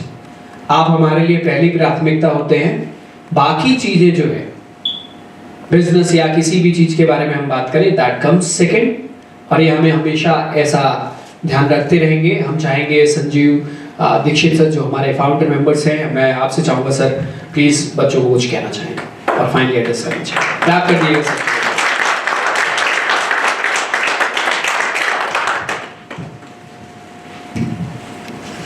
Thank you Basant sir. अब कहने के लिए तो कुछ नहीं है, सारी स्टोरी तो ये लोग बयान कर ही रहे हैं, और ये स्टोरी ऐसी है कि यहाँ पर जितने भी कैंडिडेट यहाँ बैठे हैं या जितने भी लोग लाइव जुड़े हुए हैं या आगे भी इन वीडियोस को देखेंगे तो बड़ा इंस्पिरेशनल है। ये बात मेडल की नहीं है, सर्टिफिकेट की नहीं है, बैग की नहीं है, जिस मेहनत के साथ में आज यहाँ पर बैठे हैं तो अच्छा तो लगता है कि इन्होंने काम किया होगा, लेकिन इसके पहले कितनी मेहनत की है। किसी ने 2 साल, 1.5 साल, 1 साल दिन रात एक किया है, तो उस वजह से यहाँ पर पहुँचे हैं। और ये प्रोग्राम इसीलिए इवेंट हम लोगों ने किया है कि एक्चुअल में होता क्या है कि कई लोगों को पता लगता है सिलेक्शन हो गया, महिंद्रा से बहुत सारे सिलेक्शन होते हैं, लेकिन सिलेक्शन होते हैं और जब सामने कैंडिडेट दिखाई देते हैं दोनों में बहुत डिफरेंस है। तो सिलेक्शन हो रहे हैं बहुत अच्छी बात है, लेकिन अगर आपके सामने ये अपॉर्चुनिटी आ जाएगी उन लोगों से मिलने का, बात करने का, अपनी क्वेरीज डिस्कशन करने का, आपको पता नहीं होगा शायद ये भी कभी उधर बैठे थे और अपनी क्वेरीज का डिस्कशन करते थे। जब सेलेक्टेड कैंडिडेट को लोग देखते थे तो उनको लगता था कि हम क्यों नहीं हो सकते, जैसा कि हमारे जैसे लोग ही यहाँ पर अवेलेबल हैं। तो इनके दिमाग में कमिटमेंट था। शायद कई बार ऐसा होता है कि हमको बताया जाता सिलेक्शन हो गए, हमारे अंदर वो फीलिंग नहीं आ पाती है, लेकिन इन लोगों को 1, 2, 4, 5, 10, 11 जो भी अवेलेबल हो पाए, उनको देख कर अपने आप में फीलिंग आती है कि हम भी इस जगह पहुँच सकते हैं। इन्होंने भी वही महसूस किया है, और शायद यहाँ पर जितने भी लोग लाइव जुड़े हुए हैं या यूट्यूब के माध्यम से देख रहे हैं या आगे भी देखेंगे, तो उनको भी ये फील आता है कि हमारे सामने ऐसे कैंडिडेट हैं जो हमारी तरह ही हैं, कुछ डिफरेंस नहीं, आँख नाक कान सब बराबर है, कोई चेंज नहीं है। ऐसा नहीं कि बहुत स्मार्ट होंगे तभी सिलेक्शन होगा, ऐसा नहीं है कि आप जो है कुछ नहीं जानते हैं। आपका अपना एकेडमिक, आपने कैसा मेहनत की है, मैथ्स में, रीजनिंग में, इंग्लिश में दिन रात एक किया है, वो सिचुएशन आपके फेवर में अगर आती है तो इस जगह आप सभी लोग पहुंच सकते हैं। और हमारा ये सिलेक्टेड कैंडिडेट से अभी तो कहना है कि ये जर्नी आपकी स्टार्ट हुई है। जर्नी को स्टार्ट करने के बाद अब आपको केवल ये काम नहीं करना है कि हमारा सिलेक्शन हो गया, मेरा काम खत्म हो गया। पहले तो अपने लिए काम करना है, क्योंकि आपको स्केल 1, फिर स्केल 2, स्केल 3 और फिर आगे बढ़ना है। आपकी एज ऐसी है कि आप बहुत आगे तक जा सकते हैं। उसके साथ ही साथ ये काम एक सोशल रिस्पॉन्सिबिलिटी का है। अब बैंक में बैठोगे ना, तो आपको जो भी कैंडिडेट आपको दिखाई दे बैंक का फॉर्म भरता हुआ, कभी चालान बनवाता हुआ, कभी ड्राफ्ट बनाता हुआ, लगे कि वो कोई एक्टिविटीज़ में इन्वॉल्व हो रहा कंपटीशन की, तो अब आपकी नैतिक जिम्मेदारी है उसको मोटिवेट करना, उसको बताना हम भी आप ही की तरह थे, हमारी भी मैथ्स बहुत वीक थी, रीजनिंग मेरी बहुत वीक थी, इंग्लिश के बारे में क्या बताएं कि कैसे हम करते थे। इंग्लिश तो तब हम यूज़ करते थे जब हमें सोना होता था, नींद नहीं आ रही तो इंग्लिश पढ़ लो, ऐसी सिचुएशन है। अब आपकी जिम्मेदारी है कि आप जहां पर रहें उसके आसपास की सराउंडिंग्स में रोल मॉडल के रूप में बने। आपके आसपास यानी कि आपके सराउंडिंग में आपके रिश्तेदार होंगे, उनके लिए रोल मॉडल बनिए। जहां आप रहते हैं उसके आसपास की कॉलोनी में जो भी आपको कैंडिडेट दिखाई दे, जो एज ग्रुप 18 से लेकर 20-28 के बीच में है, तो आपको लगता है अगर वो तैयारी करने योग्य हो सकता है तो उसको भी मोटिवेट करिए।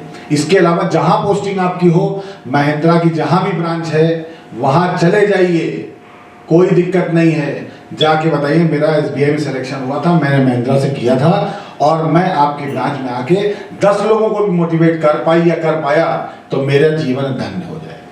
तो केवल सिलेक्शन लेना इंपॉर्टेंट नहीं है, अब सिलेक्शन की राह कितने लोगों को आप दिखा पाते हैं, क्योंकि आप जितने भी लोग यहाँ बैठे हुए हैं किसी न किसी को देखकर आप भी आए थे।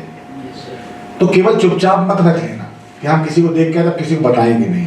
अब आपकी जिम्मेदारी बड़ी हो गई, क्योंकि आप उस लेवल पहुंच सकते हैं कि आप बिना बोले लोगों को मोटिवेट कर देंगे। आपको बोलने की जरूरत नहीं है, बस बताइए SBI PO फाइनल, SO में फाइनल, IBPS फाइनल, क्लर्क में फाइनल, केवल इतना बोलो, रोल मॉडल अपने आप बन जाओगे। और अगर कहीं बोल दिया आपने कि तैयारी ऐसे करो तो इससे बड़ी चीज नहीं हो सकती। अगर समाज में आए हैं तो अपनी जिंदगी 60, 65, 70 साल जीनी है, 60, 65, 70 अपने लिए जी लिए, बढ़िया काम किया आपने, बहुत मेहनत करी। अब कितना ऐसा कर सकते हैं कि लोग भी आपकी राह पे चलने लगे, ये बहुत इंपॉर्टेंट पार्ट है। तो हमारा सभी लोगों से कहना है, जो भी आप लोगों को भगवान ने, क्योंकि देखिए सबसे पहले आपके माँ बाप ने बहुत, जो आपके पेरेंट्स ने किया है जिंदगी में कुछ उतार नहीं सकते। रिजल्ट जिस दिन आया है उनकी आंखों में आंसू आए थे, देखा होगा आपने, गले लगाया होगा, आपको बहुत अच्छे ढंग से फील आया होगा। उनकी ज़िंदगी के 10 साल बढ़ा दिया आपने खुशी के साथ। जो उम्र होनी है वो तो है, ज़िंदगी के 10 साल खुशी के साथ बढ़ा दिया। तो तैयारी करने का एम केवल ये नहीं कि हमारा सिलेक्शन हो जाए, अपने माँ बाप को हम क्या ये दे पाएंगे। उन्होंने जो ज़िंदगी में किया है उसको कभी उतार नहीं सकते, लेकिन कुछ परसेंटेज रिटर्न कर पाए उनकी लाइफ में खुशी के साथ में, तो हम लोगों को ये काम करना चाहिए। और उसके अलावा जो भी आपके भगवान का आशीर्वाद रहा है, आप कहीं ना कहीं डाइवर्ट नहीं हुए। सबसे बड़ी बात ये मानिएगा, आज की दुनिया में हम कहते हैं लोगों से सिलेक्शन लेना ज़्यादा आसान इसलिए है क्योंकि आज की डेट में हमारे साथ पहले से बहुत सारे भूत चल रहे हैं। फेसबुक के रूप में, इंस्टाग्राम के रूप में, व्हाट्सएप के रूप में, ये डाइवर्ट करते हैं। जितने लोग इसका पॉजिटिव यूज़ करते हैं वो यहाँ बैठ जाते हैं, और जिनका जो यूज़ पॉजिटिवली नहीं कर रहे हैं तो वहाँ से यहाँ तक आने में थोड़ा समय ज़्यादा लगेगा। जितनी जल्दी इसका त्याग करेंगे और समय पर इस्तेमाल करेंगे। हम नहीं कहते हॉबी कभी मत खत्म करना, क्रिकेट अगर हॉबी देखने की है तो आधा घंटा 1 घंटा जरूर निकालना, क्योंकि अपनी लाइफ में अपने लिए समय निकालना बहुत जरूरी है। हम ये कभी नहीं कहते 12 घंटे 14 घंटे 18 घंटे पढ़ाई करिए, लेकिन अगर आपकी हॉबी 1 घंटे की है, वो आपको रिलैक्स मोड में लाता है, तो उस रिलैक्स मोड में जरूर आइए। क्रिकेट हॉबी है, गाना गाना हॉबी है, सिंगिंग के बाद डांसिंग हॉबी, कहीं भी डांस कर लो, मन करता करो, जुम्बा करो, देख देख के करो, यूट्यूब से लोग देख के करते हैं, 1 घंटा करिए, कोई समस्या नहीं है। शरीर भी सही रहेगा, मानसिक विकास भी होगा और कहीं ना कहीं सेटिस्फेक्शन आएगा, दिन भर में 1 घंटा हमने अपने लिए काम किया। ये लोग कहते हैं, कई बार हमने सुना है कि 24 घंटे केवल पढ़ाई की बात करो, सोचो दिन भर पढ़ाई करो। नहीं, हम कहते हैं जब आप 1 घंटा अपने निकालोगे, जो बचे 23 घंटे हैं उसकी प्लानिंग बहुत अच्छी हो जाएगी और आप लोगों ने, कई लोगों ने इसमें इस्तेमाल किया भी है।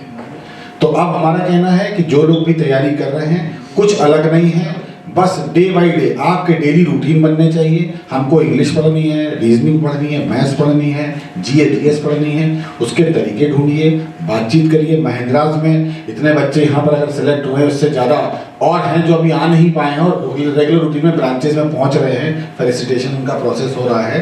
तो कहीं ना कहीं उनको देखिए कि उन्होंने किस तरह से अप्रोच किया है, हम भी अपने आप को करेंगे। मैथ्स में अगर वीक हैं, कई बार बच्चों से पूछते हैं कि मैं क्या सबसे वीक है, आपसे भी अगर पूछेंगे तो कुछ बच्चे हो सकता है बताएं कि मेरी मैथ्स वीक है, लेकिन अगर पूछा जाए कि सबसे कम समय किस में देते हो, तो उनका आंसर आता है मैथ्स में सबसे कम समय देते हैं।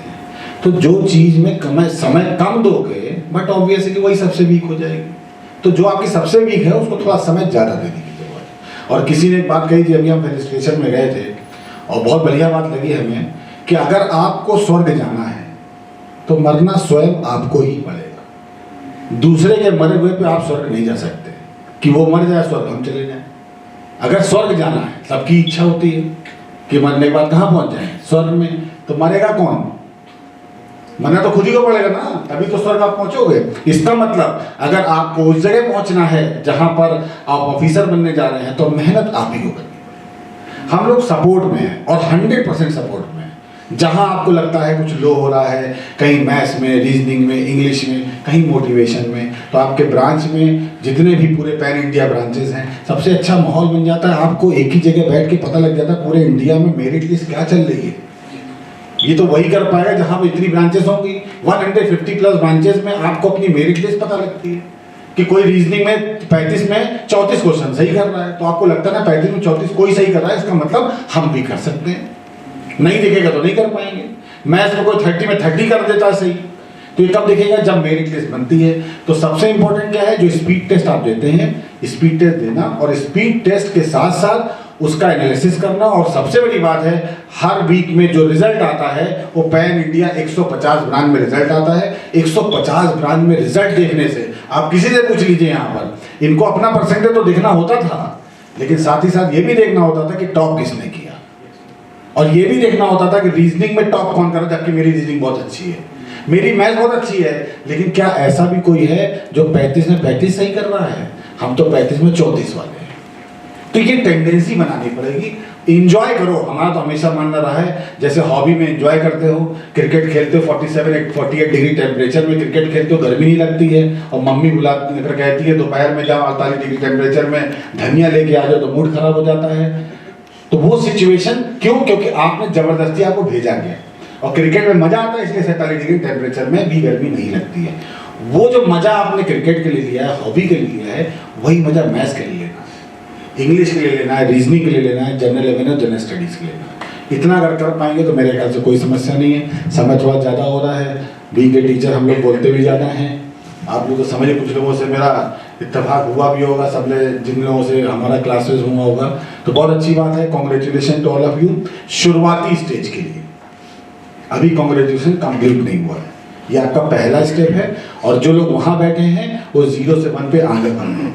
तो इन लोगों को देखिए, अपने मन में बसाइए, सोचिए कि वो हुआ, मान ली रोशनी हुई है, अमित हुए हैं, आशीष हुए हैं, सोचिए। किसी को रोल मॉडल बना लो अपना, सबको बना लो, किसी एक को बना लो कि उसका चेहरा में दिखता है।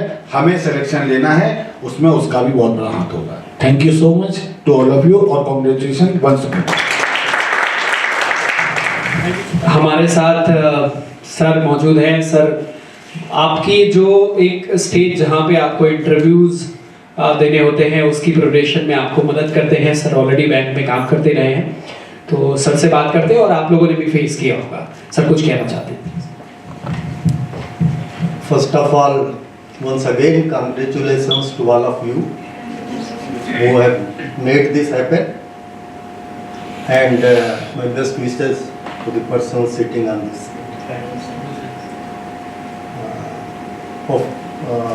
officials of Mahindra and all of you. A few things I would like to share with you. I think after quite a long time, I have faced such a felicitation where I was witnessing this thing.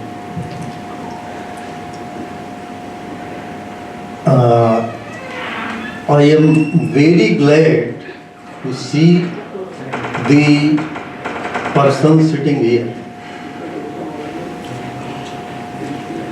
In my days, when I compared to this gentry, to my days gentry, I found that we were nowhere.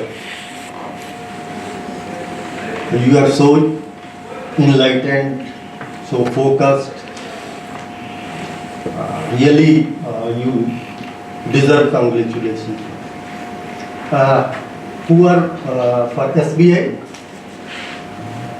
I am envious to all you three. I couldn't crack the interview for SBI.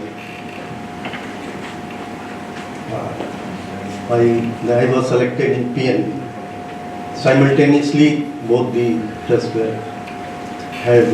I couldn't move for that. Still, that thing is there. I didn't appear for the second time, but that is there.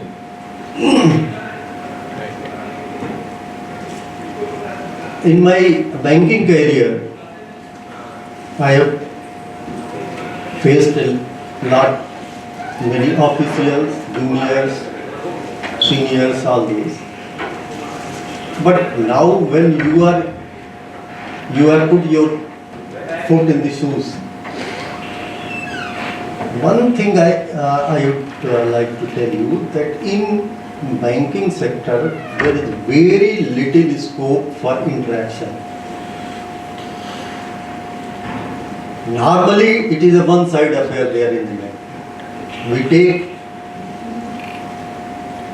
meetings, the dialogue is a monologue, more or less. So that challenge you have to face, how to convert that monologue in a dialogue. I am especially talking of the banking. I was taking interviews for IBPS. I have been associated with the internal promotion process of the PNB. But everywhere this is a thing. You have to convert that monologue into a dialogue. How to do this is up to you.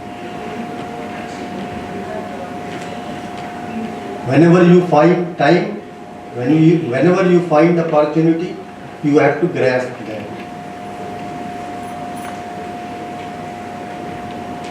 My best wishes again to all of you to come and join banking fraternity, and again good wishes to the person sitting here. Thank you.